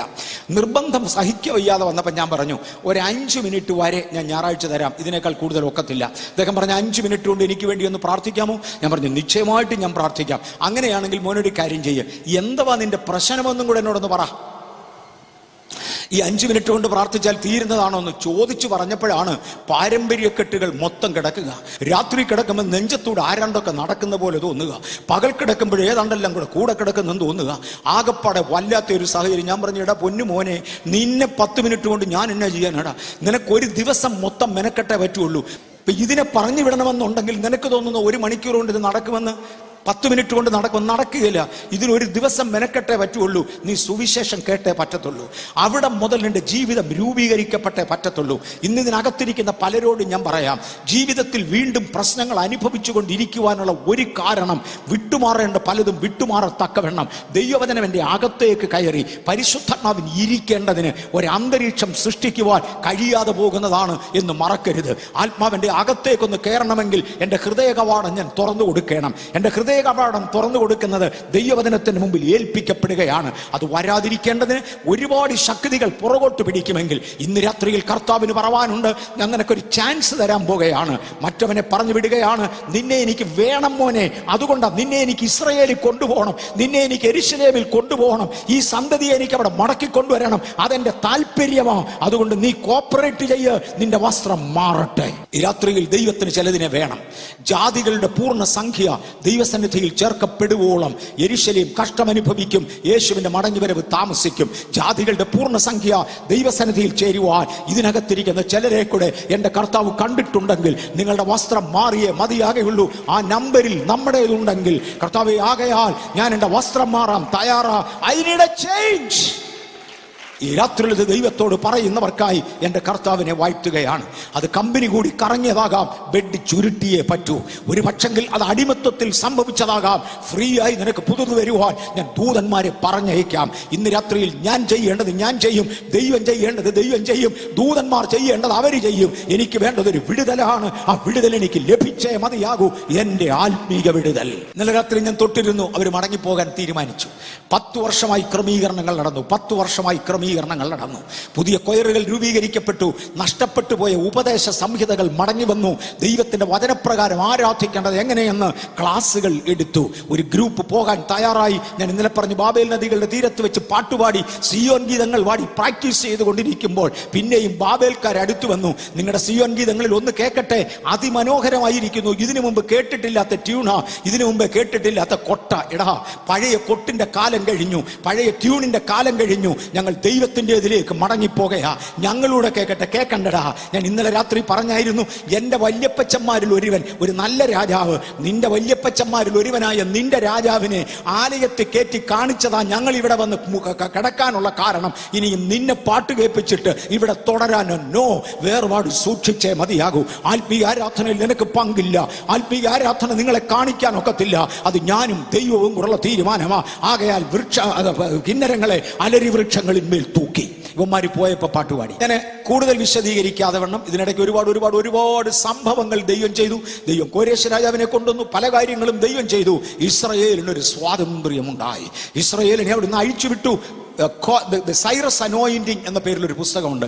സൈറസ് അനോയിന്റിങ് എന്ന പേരിലൊരു പുസ്തകമുണ്ട്. കുറേ വർഷങ്ങൾക്ക് മുമ്പ്, ഒത്തിരി വർഷങ്ങൾക്ക് മുമ്പിൽ ഞാൻ ഒരിക്കൽ ആഫ്രിക്കയിൽ ചെന്ന സമയത്ത് ആരോ ഒരാൾ എനിക്ക് സമ്മാനമായി തന്ന ഒരു പുസ്തകമായിരുന്നു. ഒരു ഗിഫ്റ്റ് ആരോ തന്നതാണ് സൈറസ് അനോയിന്റിങ് എന്ന് പറയുന്നൊരു പുസ്തകം. അപ്രാവശ്യം ഞാൻ വന്നപ്പോൾ ആവശ്യത്തിൽ കൂടുതൽ പുസ്തകങ്ങൾ എൻ്റെ കയ്യിൽ ഉണ്ടായിരുന്നു. അതുകൊണ്ട് ലഗേജ് എൻ്റെ കയ്യിൽ ഒരുപാടുണ്ടായിരുന്നു. ഞാൻ അപ്രാവശ്യം ഇറങ്ങിയത് കൊച്ചിയിൽ ഇറങ്ങി. എൻ്റെ അമ്മ ജീവനോടുള്ള കാലമായിരുന്നത് കൊണ്ട് അമ്മയെ ഒന്ന് കണ്ടേച്ച് ബാംഗ്ലൂരിന് പോകാമെന്നും കണ്ട് തിരുവല്ലയിൽ വന്ന് അമ്മയെ കണ്ടു. തിരിച്ച് ബാംഗ്ലൂരിൽ നിന്ന് പോകുന്ന ഡൊമസ്റ്റിക് ഫ്ലൈറ്റിനാണ് ഇത്രയും ലഗേജ് കയറ്റാൻ ഒക്കുകയില്ല. അതുകൊണ്ട് ഞാൻ എൻ്റെ പുസ്തകങ്ങളെല്ലാം ഇവിടെ വീട്ടിലിട്ടേച്ച് ഇനി വരുന്ന ഓരോ പ്രാവശ്യം എടുത്തോളാമെന്ന് പറഞ്ഞ പുസ്തകങ്ങൾ പുതുശ്ശേരി എൻ്റെ വീട്ടിൽ വെച്ചേച്ച് ഞാൻ ബാംഗ്ലൂരിന് പോയി. ഈ പുസ്തകത്തെക്കുറിച്ച് അങ്ങനെ മറന്നു. വർഷങ്ങൾ പലത് കഴിഞ്ഞു, വർഷങ്ങൾ ഒരുപാട് കഴിഞ്ഞു. എനിക്ക് തോന്നുന്നു ഒരു 10 വർഷമെങ്കിലും കഴിഞ്ഞു. ഇങ്ങനൊരു പുസ്തകം ഇവിടെ ഇട്ടിരുന്ന കാര്യം പൂർണ്ണമായി മറന്നു. ഒരു ദിവസം ബ്ലസ് തിരുവല്ലായിക്ക് പ്രസംഗിക്കേണ്ടതിന് തിരുവല്ലായിൽ പ്രസംഗിക്കാൻ വന്നപ്പോൾ എൻ്റെ മുൻപിൽ ഈ പുസ്തകത്തിൻ്റെ ഒരു പിക്ചർ ഇങ്ങനെ ഉയർന്നു വരികയാണ്. പരിശുദ്ധാത്മാവ് എന്നോട് പറഞ്ഞു, കേരള സഭയോട് പറയേണ്ടതിന് വേണ്ടി, തിരുവല്ലായിൽ പ്രസംഗിക്കേണ്ടതിന് വേണ്ടി ഇങ്ങനെ ഒരു പുസ്തകം കൊണ്ട് തപ്പിയെടുക്കാൻ പറഞ്ഞു. ഞാൻ എൻ്റെ വീട് മൊത്തം തപ്പി, എൻ്റെ കുടുംബ വീട് മൊത്തം തപ്പി. അവസാനം സൈറസ് അനോയിന്റിങ് എന്ന പുസ്തകം കിട്ടി. ആ പുസ്തകത്തിനകത്ത് പറയുന്ന ചില കാര്യങ്ങൾ ഇന്ന് ഒന്ന് ആവർത്തിക്കുവാൻ താല്പര്യപ്പെടുകയാണ്. ദൈവിക വിടുതലിൻ്റെ സമയമായി. കർത്താവ് പറഞ്ഞ, നിങ്ങളെ മടക്കി കൊണ്ടുപോകുമ്പോൾ പ്രതിഫലം വാങ്ങാതെ നിങ്ങളെ ഞാൻ വിറ്റതാണ്, വില വാങ്ങാതെ വിറ്റതാണ്, വില കൊടുക്കാതെ വീണ്ടുകൊള്ളുകയും ചെയ്യും. നിങ്ങളുടെ പിതാക്കന്മാർ ഇവിടെ വന്ന് കിടന്ന് 70 വർഷം അടിമവേല ചെയ്ത് കഠിനാധ്വാനം ചെയ്തു, ആത്മീകം നഷ്ടപ്പെടുത്തി, ഭൗതികം നഷ്ടപ്പെടുത്തി, അവരുടെ ശരീരം നഷ്ടപ്പെടുത്തി, സകലതും പോയി. ഞാൻ നിങ്ങളെ ഒരിക്കലും വെറും കൈയോടെ അയക്കത്തില്ല, ഈ നഷ്ടപ്പെട്ട സകല അടിമത്വത്തിനും പകരം ഞാൻ തന്നേ വിടത്തുള്ളൂ എന്നൊക്കെ ദൈവം അവരോട് ഇടപെട്ടു. ഇതൊക്കെ ദാനിയേൽ പ്രവാചകൻ വിളിച്ചു പറഞ്ഞുകൊണ്ടിരുന്നു. ദൈവം നിങ്ങൾക്ക് ധാരാളം തരും എന്നൊക്കെ പറഞ്ഞു. അങ്ങനെ ഇരിക്കുമ്പോഴാണ് ബേൽശസ്സർ രാജാവിന്റെ ചക്രവർത്തിയുടെ അരമനയിൽ ഒരു ഭയങ്കര പാർട്ടി നടക്കുന്നത്. ഒരാത്മയുദ്ധം വിജയിക്കേണ്ടതിന് ദൈവത്തിന് അനേക തത്വങ്ങളുണ്ട്. അതിലൊന്ന് ഒരു ഉപവാസ വീരനെ ഉപയോഗിക്കുക. നമ്മുടെ ഇടയിൽ ചില ഉപവാസ വീരന്മാരുണ്ട്, അവർക്കായി ദൈവത്തിന് സ്തോത്രം. യേശു തന്നെ ഒരിക്കൽ പറഞ്ഞു, ഞാൻ ആരംഭ സെക്ഷനിൽ തൊട്ടിരുന്നു, ഉപവാസത്താലും പ്രാർത്ഥനയാലും ഈ വക നീങ്ങിപ്പോകും. പൈശാചിക ശക്തികളിൽ വലിപ്പച്ചെറുപ്പ വ്യത്യാസമുള്ളതുണ്ട്, വലിയ ശക്തിയുള്ളതുണ്ട്, ശക്തി കുറഞ്ഞതുണ്ട്. ഈ ശക്തിയേറിയ കട്ടിയുള്ള പുള്ളികളെ പറഞ്ഞു വിടണമെങ്കിൽ ഉപവസിച്ച് പ്രാർത്ഥിക്കാതെ ഒരു രക്ഷയുമില്ല. യേശു കൂടെ ഉണ്ടെന്നുള്ള ധൈര്യത്തിൽ ഇത് നടക്കത്തില്ല. യേശുവിന്റെ നാമം ഉപയോഗിച്ചത് കൊണ്ട് നടക്കത്തില്ല. മറ്റ് ആയുധങ്ങൾ കൊണ്ട് ഇത് തീരത്തില്ല. ഇതിന് ഉപവസിച്ച് പ്രാർത്ഥിച്ചേ മതിയാകൂ. നിങ്ങൾ ഉപവസിക്കുന്നതിനായി സ്തോത്രം. ആ ഉപവാസത്താലും പ്രാർത്ഥനയാലുമാണ് ഈ ജാതി നീങ്ങിപ്പോകേണ്ടത്. അങ്ങനെ ഉപവസിച്ച് പ്രാർത്ഥിച്ച ഒരു മിടുക്കൻ ദാനിയേൽ ആ രാജ്യത്തുണ്ട്. കർത്താവ് ദാനിയേലോട് പറഞ്ഞ, ദാനിയേലേ, ഈ സാമ്രാജ്യം പിടിക്കപ്പെടണമെന്നുണ്ടെങ്കിൽ താങ്കൾ കൊട്ടാരത്തിൽ കയറിയാലേ പറ്റൂ. നീ കൊട്ടാരത്തിൽ കയറാതെ ഈ രാജ്യം പിടിക്കാനൊക്കത്തില്ല. ഇതിനകത്തിരിക്കുന്ന ചിലരോട് ദൈവത്തിന് പറവാനുണ്ട്, നിങ്ങൾ ഉപവസിക്കുന്നു, പ്രാർത്ഥിക്കുന്നു, നിങ്ങൾ ചെല്ലേണ്ട ഇടത്ത് നിങ്ങൾ ചെല്ലാതെ ദൈവത്തിന് ചില വിടുതലുകൾ അയക്കാൻ പറ്റത്തില്ല. അങ്ങനെ നിങ്ങളെ അയക്കണമെങ്കിൽ ദൈവത്തിന് അതിനൊരു പദ്ധതിയുണ്ട്. ആ പദ്ധതിயின் പ്രകാരം ബേൽശസ്സർ ചക്രവർത്തി അദ്ദേഹത്തിന്റെ അരമനയിൽ തന്റെ വലിയ ഒരു വിരുന്നൊരുക്കി 1000 മഹത്തുക്കൾക്ക് ഒരു വിരുന്ന് കൊടുത്തു. എവിടം വരെ പറയണമെന്ന് ഞാൻ നോക്കട്ടെ. 1000 മഹത്തുക്കൾക്ക് വിരുന്ന് കൊടുത്ത വിരുന്നിന് നടുവിൽ ഇവൻ നിന്ന് അലറി അമറുകയാണ്, എന്റെ ധനമാഹാത്മ്യത്തിനായി ഞാൻ നിർമ്മിച്ച മഹദീയം ബാബേൽ അവന് പറയാനും വേണ്ടി ഉണ്ട്. മഹാത്മാക്കളെ വിളിച്ചു കൂട്ടുക എന്ന പദം ഞാനൊന്ന് തൊടാൻ പോകാം. 1000 മഹത്തുക്കളെ കൊണ്ടുവന്ന് തന്റെ കൊട്ടാരത്തിന്റെ തൂങ്ങിയാടുന്ന ഉദ്യാനവനത്തിന്റെ ഫ്രണ്ടിലത്തെ മുറിക്കകത്ത് ഇരുത്താൻ വലിപ്പമുള്ള ഒരു കൊട്ടാരമായിക്കൊണ്ടായിരുന്നു. ഒരു മഹാൻ, എന്റെ വിഷയം അതാ, ഒരു മഹാൻ വരണമെങ്കിൽ അദ്ദേഹത്തിന് ഇരുത്താൻ കുറെ സ്ഥലം വേണം. അതിന്റെ ക്രമീകരണങ്ങൾ വലുതാ. ബേൽശസ്സർ ചക്രവർത്തിക്ക് 1000 മഹത്തുക്കളെ ഒരുമിച്ച് തന്റെ കൊട്ടാരത്തിന്റെ മുന്നിലത്തെ മുറിക്കകത്ത് വിളിച്ചിരുത്താൻ കപ്പാസിറ്റി ഉള്ളവനാ അഹങ്കരിച്ചത്. കള്ളും കുടിച്ചേച്ച് തുണിയില്ലാതെ വഴിയറമ്പിൽ നിന്ന് ഞാൻ എന്നൊക്കെ പറയുന്ന പാർട്ടിയല്ല. 25 മെമ്പേഴ്സുള്ള ചർച്ചിലെ സെക്രട്ടറിയാ ഞാൻ എന്നും പറഞ്ഞ് പറയുന്നതല്ല. 500 മെമ്പേഴ്സുള്ള പള്ളിയിലെ സെക്രട്ടറിയാ ഞാൻ, എങ്ങനെടാ മുങ്ങുന്നതെന്ന് ചോദിക്കുന്ന കാര്യമല്ല ഈ പറഞ്ഞത്. ഞാനീ പറഞ്ഞത് മഹാന്മാരെ വിളിച്ചിരുത്തുന്ന മഹാമഹാന്റെ കാര്യമാണ്. കർത്താവ് പറഞ്ഞു, ഞാൻ ഏറ്റുമുട്ടുന്നെങ്കിൽ യവനുമായിട്ട് വേണം ഏറ്റുമുട്ടാൻ. എന്റെ ജനത്തെ പറഞ്ഞയക്കേണ്ടതിന് യവനെ വേണം പിടിക്കാൻ. അതുകൊണ്ട് അവിടെ ഒരു പ്രശ്നം സൃഷ്ടിക്കാൻ തീരുമാനിച്ചു. തന്റെ ഒരു കൈപ്പത്തി പ്രത്യക്ഷമായി, മേനെ മേനെ തെഹലു ഫാർസിൻ എന്നൊന്ന് എഴുതി. കൽദയരെ മുഴുവനും വിളിച്ചു വരുത്തി ആകപ്പാടെ സോൾവ് ചെയ്യാൻ കഴിയാത്ത ഒരു പ്രശ്നം. അപ്പോഴാണ് രാജ്ഞി പെട്ടെന്ന് വന്ന് വെച്ച് പറയുന്നത്, ഈ രാജ്യത്തൊരു സാക്ഷാൽ മഹാനുണ്ട്. ഈ ചെണ്ടപ്പുറത്ത് കോലി വെച്ചിടത്തെല്ലാം കയറുന്നവനല്ല മഹാൻ, ഇവിടെ ഒരു സാക്ഷാൽ മഹാനുണ്ട്. നിന്റെ കള്ളുപാർട്ടിക്ക് വന്ന് കയറുന്നവനല്ല മഹാൻ, ഇവിടെ ഒരു സാക്ഷാൽ മഹാനുണ്ട്. ദാനിയേൽ എന്നാണ് അവന്റെ പേര്. അവന്റെ മഹത്വം എവിടെ നിന്നാ വരുന്നതെന്നറിയാമോ? വിശുദ്ധ ദേവന്മാരുടെ ആത്മാവ് അവന്റെ മേലുണ്ട്. ഇന്ന് രാത്രിയിൽ ചിലരുടെ മേൽ വിശുദ്ധ ദൈവത്തിന്റെ ആത്മാവ് ഉണ്ടായിരിക്കട്ടെ. അവനെ വിളിക്ക്. ദാനിയേൽ പ്രവാചകൻ ഉപവസിച്ച് എല്ലും തിരിഞ്ഞ മനുഷ്യൻ തേണ്ടേ കൊട്ടാരത്തിന്റെ അകത്തേക്ക് വന്നു കയറി. കൊട്ടാരത്തിന്റെ അകത്തേക്ക് കയറുമ്പോഴേ പരിശുദ്ധാത്മാവിനോട് പറഞ്ഞു, ദാനിയേലേ, ഈ മഹാരാജാവിനെ ശപിച്ചേച്ചേ പോകാവടാ, ഇവനെ പ്രാഗിയേച്ചേ പോകാവ. എന്റെ ഭാഷയിൽ, കാര്യം ഈ രാത്രി കൊണ്ട് ഇവന്റെ ഭരണം തീരണം. എന്റെ ജനത്തെ തിരിച്ചയക്കേണ്ടതിന് വേണ്ടി ഇവനെ ശാസിച്ച് കൊല്ലാനാ നിന്നെ ഇങ്ങോട്ട് കൊണ്ടുവന്നത്. അഭിഷക്തനായ നിന്റെ വാഗുണ്ട് ഒരു കറക്റ്റ് വാക്ക് പറഞ്ഞില്ലെങ്കിൽ ഇവനെ എടുത്തോണ്ട് പോകാൻ എനിക്ക് ഒക്കത്തില്ല. ഇവനെ സപ്പോർട്ട് ചെയ്യുന്ന അങ്ങേപ്പുറത്തെ ശക്തികൾ നിൽക്കുക. ആ ശക്തികളെ പറഞ്ഞയച്ചേച്ച് വേണം എനിക്ക് ഇവന്റെ തല വെട്ടേണ്ടതിന്. ആ തല വെട്ടേണ്ടതിന് വേണ്ടി നിന്നെ കൊണ്ടുവന്നിരിക്കുകയാണ്. അതുകൊണ്ട് നിന്റെ വാ തുറന്ന് പറ. നീ കാര്യങ്ങൾ പറയേണ്ടതിന് നിന്നെ കൊണ്ടുവന്നിരിക്കുക. നിന്റെ പ്രസൻസ് ഉണ്ടല്ലോ, നിന്റെ സാന്നിധ്യം, എന്റെ ആത്മാവ് നിന്നിൽ വസിക്കുന്നതിനാൽ നിന്റെ സാന്നിധ്യത്തിൽ അടുക്കാത്ത ദൂരാത്മാക്കളെ പറഞ്ഞു വിടേണ്ടതിന്, നിന്റെ ശബ്ദത്തിൽ നിൽക്കാൻ കഴിയാത്ത ദൂരാത്മാക്കളെ പറഞ്ഞു വിടേണ്ടതിന് ഞാൻ നിന്നെ ഉപയോഗിക്കാൻ പോകുകയാ. ഈ തന്റെ ഇടത്തോടെയാണ് അദ്ദേഹം തന്റെ കൊട്ടാരത്തിന്റെ അകത്തേക്ക് കയറുന്നത്. കൊട്ടാരത്തിന്റെ അകത്തേക്ക് കയറുമ്പോഴാണ് രാജാവ് പറയുന്നത്, ദാനിയേലേ, വന്നത് ഉപകാരം. നീ ഇതൊന്ന് വായിച്ചതിന്റെ അർത്ഥം പറയാമെങ്കിൽ നിനക്ക് സമ്മാനം തരാമടാ, നിനക്ക് പ്രതിഫലം തരാമടാ, കഴുത്തിൽ പൊന്മാലയിട്ട് നിന്നെ 2ാം സ്ഥാനത്ത് മന്ത്രിയായിട്ട് ഇരുത്തിയേക്കാമടാ. ഇങ്ങോട്ട് കയറി വാ. അദ്ദേഹം ഇങ്ങോട്ട് കയറി വന്ന് വെച്ച് പറഞ്ഞു, രാജാവേ, എന്റെ ഭാഷയിലേക്ക് മാറ്റുകയാണ്, രാജാവേ, സമ്മാനം കയ്യിലിരിക്കട്ടു, തൻ്റെ ഇരിക്കട്ടെ. പ്രതിഫലം കൊണ്ട് തൻ്റെ ആളുകൾക്ക് കൊടുറോ, എനിക്ക് വേണ്ടോ, നീ ഈ രാത്രി ചാകാൻ പോവാ. നിന്റെ പൊന്മാലയും രാജസ്ഥാനും ആർക്കടാ? ഞാൻ കാര്യം പറയാൻ വേണ്ടി വന്നതാ, ഞാൻ കാര്യം പറയാൻ വന്നതാ. നീ തീരാൻ പോവാ, നിന്നെ പറഞ്ഞു തീർക്കാൻ ഞാൻ വന്നതാ. എഴുതിയിരിക്കുന്ന എഴുത്ത് ഞാൻ വായിക്കാം. മേനെ മേനെ തെഹേൽ ഉഫാർസിൻ, അർത്ഥം പറഞ്ഞേക്കാം. ഇന്ന് രാത്രി നീ പോക്ക, നീ നാളത്തേക്കില്ല. ഇന്ന് രാത്രിയിൽ ചില ശക്തികൾക്ക് നേരെ വിരൽ ചൂണ്ടുവാൻ ഇതിനകത്തിരിക്കുന്ന ചിലരെ എൻ്റെ ദൈവത്തിന് അഭിഷേകം ചെയ്യേണ്ടതുണ്ട്, എൻ്റെ ദൈവത്തിന് അഭിഷേകം ചെയ്യേണ്ടതുണ്ട്. ചില ശക്തികൾക്ക് നേരെ വിരൽ ചൂണ്ടുവാൻ, ചിലതിനെ ചൂണ്ടി കമഴ്ത്തുവാൻ, ചിലതിൻ്റെ കസേറ ചുഴറ്റി എറിയുവാൻ, ചിലതിനെ രാജസ്ഥാനങ്ങളിൽ വാഴിക്കുവാൻ, വേറെ ചിലതിനെ പറഞ്ഞയക്കുവാൻ, ഇന്ന് രാത്രിയിൽ ചിലതിനെ അഭിഷേകം ചെയ്യുവാൻ എൻ്റെ ജനത്തിനുണ്ട്. പക്ഷേ വസ്ത്രം മാറ്. അന്ന് രാത്രിയിൽ ബേൽശസ്സർ കൊല്ലപ്പെട്ടു. അന്ന് രാത്രിയിൽ ബേൽശസ്സർ കൊല്ലപ്പെട്ടു. അവനെ കൊന്നേച്ച് പിടിച്ചെടുത്ത മേദ്യ രാജാവ് ഒരു ചോദ്യം ചോദിച്ചു. ആ രാജാവിന്റെ അടുക്കൽ ആരോ ചെന്നു. കോരശാണ് വരേണ്ടത്, കോരശിന്റെ കീഴിൽ ആളുകളാ വന്നത്.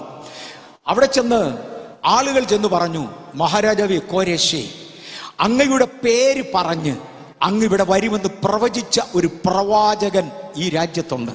എന്ന് പറഞ്ഞിട പ്രവാചകന്മാരെന്ന് പറഞ്ഞാൽ എവിടെയോ സീക്രട്ട് ഇൻഫർമേഷൻ ലീക്ക് ചെയ്താ. ഞാൻ ഇങ്ങോട്ട് വരാൻ പ്ലാൻ ചെയ്തു എന്ന് എൻ്റെ രാജ്യത്തു നിന്ന് പട്ടാള രഹസ്യം എവിടെയോ വെളിയിൽ പോയതാ. അതിൻ്റെ കൗണ്ടർ പാർട്ട് ഇവിടെ ആരടാ, കൊണ്ടുവാടാ അവനെ. ആ പ്രവാചകനെ ഇനി പിടിച്ചോളാൻ പറഞ്ഞു. ദാനിയേൽ പ്രവാചകനെ ചെന്ന് പിടിച്ചു. ദ കോരസ് അനോയിന്റിങ് എന്ന പുസ്തകത്തിനകത്ത്, സൈറസ് അനോയിന്റിങ് എന്ന പുസ്തകത്തിനകത്ത് കിടക്കുന്നതാ. അവനെ ഇനി കൊണ്ടുവരാൻ പറഞ്ഞു. സൈറസിന്റെ അടുക്കിലേക്ക് പോകുമ്പോൾ ആ ദാനിയേൽ പ്രവാചകൻ യെരമ്യാവിന്റെ പുസ്തകം കൂടെ കൊണ്ടുപോയി. എടാ, നിന്നോട് എൻ്റെ പേര് പറഞ്ഞു തന്നത് ആരാടാ? ഞാൻ ഇവിടെ വരുമെന്ന് എവിടുന്നാണ് വിവരം കിട്ടിയ? പറയടാ സത്യം. അദ്ദേഹം പറഞ്ഞു, ഇടൂ, തൻ്റെ പേര് താൻ ജനിക്കുന്നതിനൊരു 150 വർഷങ്ങൾക്ക് പുറകിൽ ഈ പുസ്തകത്തിൽ എഴുതി വെച്ചിട്ടുണ്ട്. ഞാൻ ജനിക്കുന്നതിന് 150 വർഷങ്ങൾക്ക് വായിരട യെശയ്യാവിന്റെ പുസ്തകം 44-45 അധ്യായങ്ങൾ അങ്ങോട്ട് എടുത്തു കൊടുത്തു. അയ്യോ, എൻ്റെ അപ്പൻ്റെ അപ്പൂപ്പൻ കല്യാണം കഴിക്കുന്നതിന് മുമ്പേ എൻ്റെ പേര് എഴുതിയത്. എൻ്റെ അപ്പൻ്റെ അപ്പൂപ്പൻ കല്യാണം കഴിക്കുന്നതിന് മുമ്പേ 150, ജനിക്കുന്നതിന് 150 വർഷങ്ങൾക്ക് മുമ്പേ എൻ്റെ പേരെഴുതി വെച്ചെന്ന് അയാളുടെ മുട്ടിടിച്ചു. ഇത് വായിച്ചു കേൾപ്പിച്ചു, കാര്യങ്ങൾ പറഞ്ഞു ഗ്രഹിപ്പിച്ചു. എന്നിട്ട് പറഞ്ഞു, കോരേശേ, നിന്നെ ഇവിടെ അയച്ചിരിക്കുന്നത് സ്വർഗത്തിലെ ദൈവത്തിന്റെ ജനത്തെ വിടുവിക്കേണ്ടതിന് ഒരു ഏജന്റായിട്ടാ. അദ്ദേഹം ചോദിച്ചു, അടിയനോട് പറഞ്ഞാലും ഞാൻ എന്തു വേണം? ദാനിയേൽ പ്രവാചകൻ പറഞ്ഞു, എൻ്റെ ദൈവത്തിന്റെ ആലയത്തിൽ നിന്ന് കൊണ്ടുവന്ന വിശുദ്ധ പാത്രങ്ങളായ വെള്ളിയും പൊന്നും കൊണ്ടുള്ള പാത്രങ്ങൾ ഇവിടുത്തെ വേശ്യകളിട്ട് തട്ടുന്നു. കല്ലും മണ്ണും കൊണ്ട് നിർമ്മിച്ച ദേവന്മാരുടെ മുമ്പിൽ മദ്യം പകർന്ന് തകർക്കുന്നു. അതുകൊണ്ട് പാത്രങ്ങൾ തിരിച്ചു തരണം. എനിക്കെൻ്റെ ദൈവത്തിന്റെ ആലയത്തിൽ ഇത് കൊണ്ടുവെക്കണം. അതിന് നിന്നെയാണ് കൊണ്ടുവന്നത്. എൻ്റെ ദാസന ഇടയനായ കോരേഷ് എന്ന നിന്നെക്കുറിച്ച് എഴുതിയിരിക്കുന്നത് ഇതാ. യെശയ്യാവിന്റെ പുസ്തകത്തിൽ നിന്ന് വായിച്ച അയാളുടെ ജനനത്തിന് 150 വർഷം മുമ്പേ എഴുതിയതാ. അദ്ദേഹത്തിന്റെ കാൽമുട്ടുകൾ ഇടിച്ചേച്ച് കോരേശ് പറഞ്ഞു, വേണ്ടത് ഞാൻ തരാം. ദൈവം ഒരുവനെ ഉപയോഗിച്ചാൽ സകല വഴികളും തുറക്കും, സകല ജാതികളെയും ഇളക്കും. ദൈവം സകല സാഹചര്യങ്ങളെയും ചേഞ്ച് ചെയ്യും. ദൈവം വൻകാര്യങ്ങൾ ചെയ്യും. അദ്ദേഹം വെളിയുന്ന ചരിത്രപ്രകാരം പറയുന്നത് ഇങ്ങനെയാണ്. അദ്ദേഹം വന്നേച്ച് പറഞ്ഞു, ഇസ്രയേലിൽ നിന്ന് കൊണ്ടുവന്നിരിക്കുന്ന പാത്രങ്ങൾ വെച്ചിരിക്കുന്ന ഇവിടുത്തെ സംഭരണശാല ഏതാണ്, ഖജനാവ് ഏതാ, അതിനകത്തുന്ന പാത്രങ്ങൾ പുറത്തെടുക്കണം. അവിടെ പല ഖജനാവുകളുണ്ട്. പക്ഷേ ഖജനാവുകളുടെ താക്കോൽ സൂക്ഷിക്കുന്നവൻ പഴയ ചത്ത രാജാവിന്റെ ആളാ. അവനെ താക്കോല് മാറ്റിക്കളഞ്ഞു, താക്കോല് കൊടുത്തില്ല. താക്കോൽ എവിടെയാണെന്ന് അറിയാൻ വയ്യ എന്ന് പറഞ്ഞു. അത് രാജാവിൻ്റെ ആയിരുന്നെന്ന് പറഞ്ഞു. പക്ഷേ താക്കോല് കയ്യിലുണ്ടായിരുന്നു, അവൻ ഒളിപ്പിച്ചതാ. ഈ സൈറസ് ആണെങ്കിൽ ഭയങ്കര ശക്തനാ, ഭയങ്കര ദുർബുദ്ധിക്കാരനുമാ. അദ്ദേഹത്തിന് എപ്പോഴും പറയാനുള്ളത് ലെറ്റ് എവരി മേൻ എൻജോയ്, ലെറ്റ് എവരി മേൻ എൻജോയ്. തിന്നുക, കുടിക്കുക, ആനന്ദിക്കുക, ഇത് കവിഞ്ഞൊന്നും അയക്ക് ചിന്തയില്ല. ഇയാൾ ഒരു തനി ചെന്നായ. ഞാൻ അങ്ങനെ പറയാനൊക്കെ കാരണമുണ്ട്, തെളിയിക്കപ്പെട്ട കാരണമുണ്ട്. വേണമെന്നുള്ളവർ എൻസൈക്ലോപീഡിയ ബ്രിട്ടാനിക്കായോ എൻസൈക്ലോപീഡിയ അമേരിക്കാനോ എടുത്ത് സൈറസിന്റെ ചരിത്രം വായിച്ചു നോക്ക്. അതിനകത്ത് കിടപ്പുണ്ട് ഇവൻ തനി ചെന്നായ. കാര്യം അവന്റെ ചെറിയ പ്രായത്തിൽ ഒരു കുഞ്ഞായിരിക്കുമ്പോൾ ചെന്നായ്ക്കൾ പാല് കൊടുത്താണ് ഇവനെ വളർത്തിയത്. അവിടെ മുതൽ ദൈവം അവനെ ട്രെയിൻ ചെയ്താ കൊണ്ടുവന്നത്. കാര്യം ഒടുവിൽ എൻ്റെ ആലയത്തിലേക്ക് മന്ദിരത്തിലേക്ക് കളക്ഷൻ എടുക്കുമ്പോൾ ചൊവ്വ കിട്ടണമെങ്കിൽ എവന്റെ കൈ കൊണ്ടേ നടക്കത്തുള്ളൂ. അതുകൊണ്ട് അവനെ അവിടെ ഇട്ട് ട്രെയിൻ ചെയ്തതാണ് അവന്റെ ചെറുപ്പത്തിൽ. സാക്ഷാൽ ചെന്നായുടെ സ്വഭാവമാ. സ്വന്തം വല്യപ്പനെ വാളുകൊണ്ട് വെട്ടിക്കൊന്ന പാർട്ടിയായി ഇവൻ ഇതൊക്കെ കഴിഞ്ഞ രാജ്യത്വം ഫോം ചെയ്ത് വരുന്നത്. അവനെ അവിടുന്ന് ഒരു വിളിച്ചു, എടാ ആ ഭണ്ണാരഗ്രഹത്തിന്റെ താക്കോല് കണ്ടില്ലെങ്കിൽ കല്ല് തല്ലിപ്പൊട്ടിക്കുന്ന വലിയ കൂടം പട്ടാളത്തിന്റെ കൂടാന്ന് പറഞ്ഞു. കല്ല് തല്ലിപ്പൊട്ടിക്കുന്ന വലിയ കൂടം എടുത്തുകൊണ്ട് വന്നു, അടിച്ച് പൊട്ടിക്കട ഇതിന്റെ കഥ എന്ന് പറഞ്ഞു. കഥ അടിച്ചു പൊട്ടിച്ചു. അതിന്റെ അകത്തോട്ട് കയറി ആ കണ്ടടത്തോളം പൊന്നും വെള്ളിയും കൊണ്ടുള്ള പാത്രങ്ങളും പല രാജ്യങ്ങളിൽ നിന്ന് കൊണ്ടുവച്ചിരിക്കുന്ന വെള്ളിയും പൊന്നും കൂടെ കാണിച്ചേച്ച് ദാനിയേലിനോട് ഇതുകൂടെ കൊണ്ടുപോകാൻ ഇതൂടെ കൊണ്ടുപോകും. സൈറസ് അനോയിന്റിക്കുന്ന പുസ്തകത്തിൽ എഴുതിയിരിക്കുന്നത്, നിങ്ങൾക്ക് പൊന്നിന്റെ വില അറിയണമെങ്കിൽ ഒരു 49 എന്ന് ഒരു ഭിത്തിയിലോട്ട് എഴുതണം. വീളമുള്ള ഒരു ഭിത്തിയിലോട്ട് 49 എന്ന് എഴുതണം. അതിന്റെ വലത്തുവശത്തോട്ട് ഒരു 53 പൂജ്യം ഇടണം. 49 എന്ന് എഴുതി വെച്ച ഒരു 53 പൂജ്യം അതിന്റെ വലത്തുവശത്തോട്ട് ഇടണം. അത്രയും ഡോളർ വിലപ്പിടിപ്പുള്ള പൊന്നും വെള്ളി ഇങ്ങോട്ട് എടുത്തിട്ടേച്ചു എന്നിട്ട് ഇതൂടെ അങ്ങോട്ട് കൊണ്ടുപോകും. എൻ്റെ ദാസനായ യാക്കോബ് നിമിത്തം ഇനി മറവിടങ്ങളിലെ നിക്ഷേപങ്ങളെയും ഇരുട്ടിലെ നിക്ഷേപങ്ങളെയും മറവിടങ്ങളിലെ ഗുപ്തനിധികളെയും എൻ്റെ മക്കളുടെ കയ്യിലോട്ട് കൊടുക്കാൻ പോകാം. 70 വർഷം അടിമവേല ചെയ്യിച്ച് അവരെ മുഷിപ്പിച്ചെങ്കിൽ ഇന്ന് വസ്ത്രം അഴിക്കാൻ തയ്യാറാണെങ്കിൽ, ഈ മുഷിവിൽ നിന്ന് മാറുവാൻ തയ്യാറാണെങ്കിൽ, നഷ്ടപ്പെട്ടതിന് പ്രതിഫലം തന്ന് തിരിച്ചെടുക്കുന്ന ഒരു ദൈവം ഉണ്ടെന്ന് ഇന്ന് രാത്രിയിൽ യേശുവിന്റെ നാമത്തിൽ ഞാൻ ആവർത്തിച്ച് പറയട്ടെ. ചിലതിന് നഷ്ടപ്പെട്ടത് തിരിച്ചു തരേണ്ടതിന് ഇന്നും കഴിയാതെ കിടക്കുന്നതിന്റെ കാര്യം ഈ വസ്ത്രം മാറാൻ തയ്യാറല്ല. അത് അടിമത്തത്തിൽ കുരുങ്ങിയത് കൊണ്ടാകാം, അല്ലെങ്കിൽ ഒരു പക്ഷെങ്കിൽ അത് കമ്പനി കൂടി തകർന്നതാകാം. ഇന്ന് രാത്രിയിൽ അതൊന്ന് മാറ്റുവാൻ തയ്യാറാകുമോ? ദൈവം തരുന്നത് എടുക്കുവാൻ തയ്യാറാകുമോ? ദൈവം കൽപ്പിക്കുന്നത് എടുക്കാൻ തയ്യാറാകുമോ? there is a change. വിളിച്ചു പറയാം, ഒരു അന്ത്യകാല ഉണർവ് നടക്കും. ഇല്ലെങ്കിൽ അന്ത്യകാല നഷ്ടം സംഭവിക്കും. അന്ത്യകാല നഷ്ടത്തിൽ നിന്നൊരു അന്ത്യകാല ഉണർവിലേക്ക് മാറുവാൻ ഞാനാണ് കാരണക്കാരൻ, ഞാനാണ് ചേഞ്ച് ചെയ്യേണ്ടത്. എൻ്റെ ജീവിതത്തിൽ ഇന്ന് വരെ ഉണ്ടായിരുന്ന പഴയത് സകലതും എടുത്തു കളഞ്ഞേച്ച് ആ പഴയ ബെഡൊന്ന് ചുരുട്ടുവാൻ ഞാൻ തയ്യാറായാൽ, ആ പഴയതൊന്ന് മാറുവാൻ തയ്യാറായാൽ, ദൈവം എന്നെ എത്തിക്കേണ്ടടുത്ത് എത്തിക്കും. തരേണ്ടത് ഈ തലമുറയുടെ കയ്യിൽ ദൈവം ഏൽപ്പിക്കും. ഞാനൊരല്പം കൂടെ മുന്നോട്ട് പോകാൻ ആഗ്രഹിക്കുന്നു. ഇസ്രായേൽ ജനത്തെ ദൈവം മിസ്രയീമിൽ നിന്ന് വിടുവിച്ചത് ഊഴവിചാരകന്മാർ നിമിത്തമുള്ള അവരുടെ സഫറിങ്സ് ഞാൻ കണ്ടു, അതുകൊണ്ടാണ് വന്നതെന്ന് പറഞ്ഞു. അവരുടെ നിലവിളി ഞാൻ കേട്ടു, അതുകൊണ്ടാണ് വന്നതെന്ന് പറഞ്ഞു. ഒരു കർത്താവിന്റെ ദാസൻ ഒരിക്കൽ ഇങ്ങനെ പറഞ്ഞു, അവർ നീണ്ട 400ഓളം വർഷങ്ങൾ, അതിലധികം അവർ 430 വർഷം 400ഓളം വർഷങ്ങൾ അടിമത്വത്തിലും ഒരു 10-30 വർഷം അടിമത്വം ഇല്ലാതെയും മിസ്രയീമിൽ പാർത്തതാ. ലോകത്തിൽ ആർക്കും അടിമത്വത്തിൽ കഴിയാൻ താല്പര്യമില്ല. അങ്ങനെയാണെങ്കിൽ ഓരോ തലമുറയും അടിമത്വത്തിൽ നിന്നുള്ള വിമോചനത്തിന് വേണ്ടി ഓരോരോ മെത്തേഡ് നോക്കിക്കാണും. അപ്പൻ നോക്കിയ മെത്തേഡ് മോൻ ഇഷ്ടപ്പെടത്തില്ല. ജനറേഷൻ ഗ്യാപ്പ്, അവൻ പുത്തൻ മെത്തേഡുകൾ എടുത്തു കാണും. ഇങ്ങനെ ഡിഫറെന്റ് മെത്തേഡ് 400ഓളം വർഷങ്ങൾ ചെയ്ത് താൻ തെണ്ടിയ ജീവിതങ്ങൾ ഏറ്റവും ഒടുവിൽ പറഞ്ഞിടാ യാതൊരു മെത്തേഡ് കൊണ്ടും ഒക്കത്തില്ല, ഇനിയും നമുക്കൊന്ന് കരയാം, വേറെ ചെയ്യാനാ. കർത്താവ് പറഞ്ഞു, ആ പരിപാടി എനിക്ക് ഇഷ്ടപ്പെട്ടു, ഞാൻ ആഗ്രഹിച്ചത് അതാ. നിനക്ക് ഇസ്രായേൽ എന്ന് പേരാകുമെന്ന് യാക്കോബിനോട് പറയാൻ കാര്യം അവൻ എൻ്റെ ദൂതന്റെ മുമ്പിൽ കരഞ്ഞതാ. നിങ്ങളിപ്പോൾ പഴയ പടിയിൽ തിരിച്ചു വന്നു, കരയുന്ന നിങ്ങളെ വിടുവിക്കുവാൻ ഞാൻ ഇറങ്ങി വരികയാ. അതുകൊണ്ട് മോശയുടെ അടുക്കെന്ന് പറഞ്ഞു, വാ മോശെ, നിന്റെ വടിയൊന്ന് തിരിച്ചു പിടിക്ക്, നിന്റെ ചിന്താഗതി ഒന്ന് മാറ്റ്, ഞാനൊരു പുത്തൻ അഭിഷേകം നിന്റെ മേൽ തരട്ടെ, നിന്റെ കാലിലെ ചെരുപ്പൊന്ന് അഴിച്ചു കളഞ്ഞ് നിനക്കൊരു ചേഞ്ച് ഒന്നും ഉണ്ടാകട്ടെ, ഞാൻ നിന്നെ ഒന്ന് ഉപയോഗിക്കട്ടെ മോശെ, വാ, ഞാൻ നിന്നെ മിസ്രയീമിലേക്കൊന്ന് പറഞ്ഞയക്കാൻ പോകാം, എന്റെ ജനത്തെ വിടുവിക്കേണ്ടതിന് വേണ്ടി. ആട്ടെ, ദൈവിക ലക്ഷ്യം മോശയോട് പറഞ്ഞത് എന്തുവാണ്? ഊഴവിചാരകന്മാർ നിമിത്തമുള്ള ഇവരുടെ കഷ്ടപ്പാടുകൾ, മിസ്രയീമിലെ ഇവരുടെ അടിമത്വം ഞാൻ കണ്ടു, അതുകൊണ്ട് ഞാൻ വിടുവിക്കുക. ഞാനെങ്ങാണമായിരുന്നെങ്കിൽ 1971 ഇന്ത്യയും പാകിസ്ഥാനും കൂടെ യുദ്ധം ചെയ്തിരുന്ന കാലത്ത്, 1971 ഇന്ത്യയും പാകിസ്ഥാനും കൂടെ യുദ്ധം ചെയ്തിരുന്ന കാലത്ത് ഓഖ എന്നൊരു സ്ഥലത്തേക്ക് എന്നെ പട്ടാളം പറഞ്ഞയച്ചു. ഞാൻ ഇന്ത്യൻ എയർഫോഴ്സിലുണ്ട്. ഓഖ എന്ന സ്ഥലത്തേക്ക് എന്നെ പറഞ്ഞയച്ചു. ഒരു രാത്രിയിൽ ഓഖയിൽ 2-3 ബോംബുകൾ ബോംബുകൾ വീണിരുന്നു. ബോംബ് പൊട്ടുന്ന ശബ്ദം കേൾക്കുകയും ഉണർന്ന നാട്ടുകാർ അന്യോന്യം വിളിച്ചു പറഞ്ഞു, ഭാഗ്യാവോ ഭാഗ്യാവോ, ഓടറാ ഓടറാ, ബോംബ് വീഴുന്നതാണ്. എല്ലാവരും ഭാഗ്യ, എല്ലാവരും അവിടുന്ന് ഓടി. കെട്ടിയിട്ടിരുന്ന കന്നുകാലികൾ കൂട്ടിനകത്ത് നിപ്പുണ്ട്, അടച്ചിട്ടിരുന്ന കോഴികൾ കോഴിക്കൂട്ടി കിടപ്പുണ്ട്. ഞങ്ങൾ ചെല്ലുമ്പോഴത്തേക്ക് ഏറെക്കുറെ ഒരാഴ്ചയായി നാട് മുഴുവനും പട്ടിണി കിടന്ന് വിശക്കുന്ന കോഴിയുടെ അലയും കന്നുകാലികളുടെ അലറിച്ച് ഇത് തന്നെ കേൾക്കാനുള്ളൂ. കാര്യം എല്ലാം പട്ടിണി കിടന്നങ്ങ് വല്ലാതെയായി. ഞങ്ങളുടെ പട്ടാളത്തിന്റെ കമാൻഡർ അന്ന് പറഞ്ഞു, നിങ്ങളൊരു കാര്യം ചെയ്യുക, ഒരു പിച്ചാത്തി കയ്യിലെടുക്കുക, എന്നിട്ട് പതുക്കെ ഓരോ മൃഗത്തിന്റെ അടുക്ക ചെന്ന് അതിന്റെ കയറ് കട്ട് ചെയ്തേക്കണം, അതിങ്ങോട്ട് കുത്താതെ സൂക്ഷിച്ചോണം, അതിന്റെ കുത്തു കൊള്ളാതെ പോരണം, അത് നോക്കി ഇതിന്റെ എല്ലാം കയറ് കണ്ടിച്ച് വിട്, എവിടെയെങ്കിലും പോയി അത് ജീവിച്ചോട്ടെ, തിന്നോട്ടെ. എല്ലാത്തിനും കൂടെ പിടിച്ചൊരു വലിയ കൂട്ടിനകത്താക്കാൻ ഞങ്ങളോട് ആവശ്യപ്പെട്ടില്ല. അടിമത്വത്തിൽ നിന്നതിനെ വിടുവിക്കേണ്ടതിനെ കയറ് കട്ടിച്ചങ്ങ് വിട്ടേച്ചാൽ മതി, അത് എവിടെയെങ്കിലും പോയി ജീവിക്കട്ടെ. ദൈവത്തിന് തത്വമില്ല. ഇസ്രയേലിന്റെ അടപ്പൂരി അവരെ പ്രതിസന്ധികളിൽ നിർത്തിയിരിക്കുന്ന ചങ്ങലകൾ പൊട്ടിച്ച് കിട്ടിയ വഴിയെ ഓടിക്കോ മോനെ എന്ന് പറഞ്ഞ് ഓടിക്കുന്ന പരിപാടിയില്ല. 3 ദിവസത്തെ വഴിദൂരം മരുഭൂമിയിലൂടെ നടന്ന്, ഞാൻ നിങ്ങളെ നടത്താൻ പോകുന്ന ചെങ്കടൽ കടന്ന്, ഞാൻ പറയുന്ന ഇടത്തൂടെ പോയി കാനാനിലെത്തുവാൻ ഞാൻ നിങ്ങളെ കൊണ്ടുവന്നതാണ്. നിങ്ങളുടെ അടിമത്വത്തിന്റെ ആ ദുഃഖം കണ്ട് പറഞ്ഞയക്കാൻ വന്നത് സത്യമാണെങ്കിലും എനിക്ക് എൻ്റെതായ തത്വമുണ്ട്, തത്വശാസ്ത്രമുണ്ട്, അവിടെ എത്തിക്കേണ്ടതിനാ. ഇന്ന് ഇതിനകത്തിരിക്കുന്ന ഒരുപാട് പേരെ പാപത്തിന്റെ ബന്ധനങ്ങളിൽ നിന്ന് വിടുവിച്ചതിനായി സ്തോത്രം. ശാപത്തിന്റെ കെട്ടുകളിൽ നിന്ന് പൊട്ടിച്ചെടുത്തതിനായി സ്തോത്രം. അനേക പേരെ പുകവലിയിൽ നിന്നും മദ്യപാനത്തിൽ നിന്നും അതിന്റെ ശക്തികളിൽ നിന്നും വിടുവിച്ചതിനായി സ്തോത്രം. സഹോദര, കണ്ട വഴിയെ പോകാനല്ല, ദൈവത്തിന്റെ പെർഫെക്റ്റ് പ്ലാനിലൂടെ നടക്കേണ്ടതിനാണ് നമ്മെ വിളിച്ചത്. ഈ 2 രാത്രികളത്തെ സന്ദേശത്തിന്റെ രത്നച്ചുരുക്കം ഇതാണ്. കറക്റ്റ് വഴി കൂടെ നടക്കേണ്ടതിന്, ദൈവത്തിന്റെ തിരുവചനം വിധിച്ചിരിക്കുന്ന ദൈവിക വഴിയെ കൂടെ നടക്കേണ്ടതിനാണ് നിങ്ങളെ വിളിച്ചിരിക്കുന്നത്. യേശു എന്ന ഒരുവനെ പിതാവായ ദൈവം ആത്മാവിനാലും ശക്തിയാലും അഭിഷേകം ചെയ്തു. തന്റെ കീഴിൽ നിൽക്കുവാൻ 12 പേരെ വിളിച്ചുകൂട്ടി. അതിൽ ഒരുത്തൻ യൂദയായി മാറിപ്പോയി. പക്ഷേ ക്രിസ്തുവിനോട് ചേർന്ന് നിന്ന് പ്രവർത്തിച്ച 12 പേരും, അവരിൽ മുൻപനായി നിൽക്കുന്ന ക്രിസ്തുവും, അതാണ് ദൈവിക തത്വം.